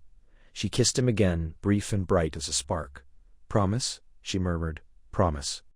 Rain tapped against the window panes of Fleur's flat in Montmartre, a soft, persistent rhythm like fingers drumming on glass. The city below lay hushed beneath a silver mist, its cobblestone streets shimmering under the glow of enchanted lanterns that hovered just above the rooftops. Inside, the air was thick with the scent of bergamot and old parchment. Harry stood by the fireplace, his fingers tracing the edge of a cracked obsidian tablet they'd recovered 3 nights prior. Its surface etched with runes that pulsed faintly, like a heartbeat buried in stone. "It's not just theft anymore," Fleur said, her voice quiet but firm. She stood at the kitchen counter, pouring steaming chamomile into 2 delicate porcelain cups. Her hair, the color of moonlit wheat, was loosely braided over one shoulder. "They're not taking these artifacts for money, or not only for money." Harry turned, watching her. There was a new tension in her posture, something he hadn't seen since their first confrontation in the catacombs beneath Lion. "Then what? Power? Rituals?" She handed him a cup, her fingers brushing his for the briefest moment. A spark, warm, electric, passed between them, not magic, but something just as potent. "Possibly. But this last one, the tablet, it responds to touch. To intent. I tried to read it alone last night. It showed me things. Cities beneath the sea. Temples carved into mountains that no longer exist. And a voice, whispering in a language I've never heard, yet understood." Harry frowned. "You didn't tell me that." "No," she admitted, her blue eyes holding his. I wanted to be sure it wasn't just the magic affecting my mind. But now, there's another one gone. He stiffened. Another? She nodded, stepping toward the small table where a rolled scroll lay tied with violet ribbon. Unfurling it, she revealed a sketch of a silver chalice, its stem coiled like a serpent, its rim inscribed with spiraling glyphs. The coupe d'ether, kept in a private collection near Toulouse, vanished 2 nights ago. No wards broken, no spells detected, just gone. Harry exhaled slowly. Same pattern, the Belladonna mirror in Prague, the weeping statues of Bruges. Now this.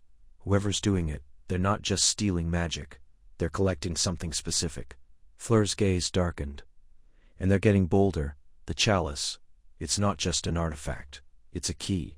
Legends say it can open doorways to places between worlds, echoes of forgotten realms. If someone learns to wield it, they won't just be stealing magic, Harry finished. They'll be rewriting it. Silence settled between them, broken only by the crackle of the fire and the distant chime of a clock tower striking midnight.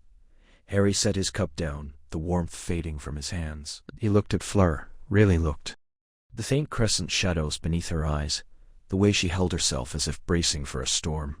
He'd seen her duel a basilisk, with nothing but a wand and a spell half-remembered. He'd seen her charm a dragon into slumber with a lullaby. But this was different. We should go to Toulouse, he said. She raised an eyebrow. You're not waiting for orders from London. I stopped waiting for permission, the moment I realized no one else sees what we do. He stepped closer. They think it's isolated. Art thefts, minor breaches. But you and I, we've seen the pattern. We felt the magic shift.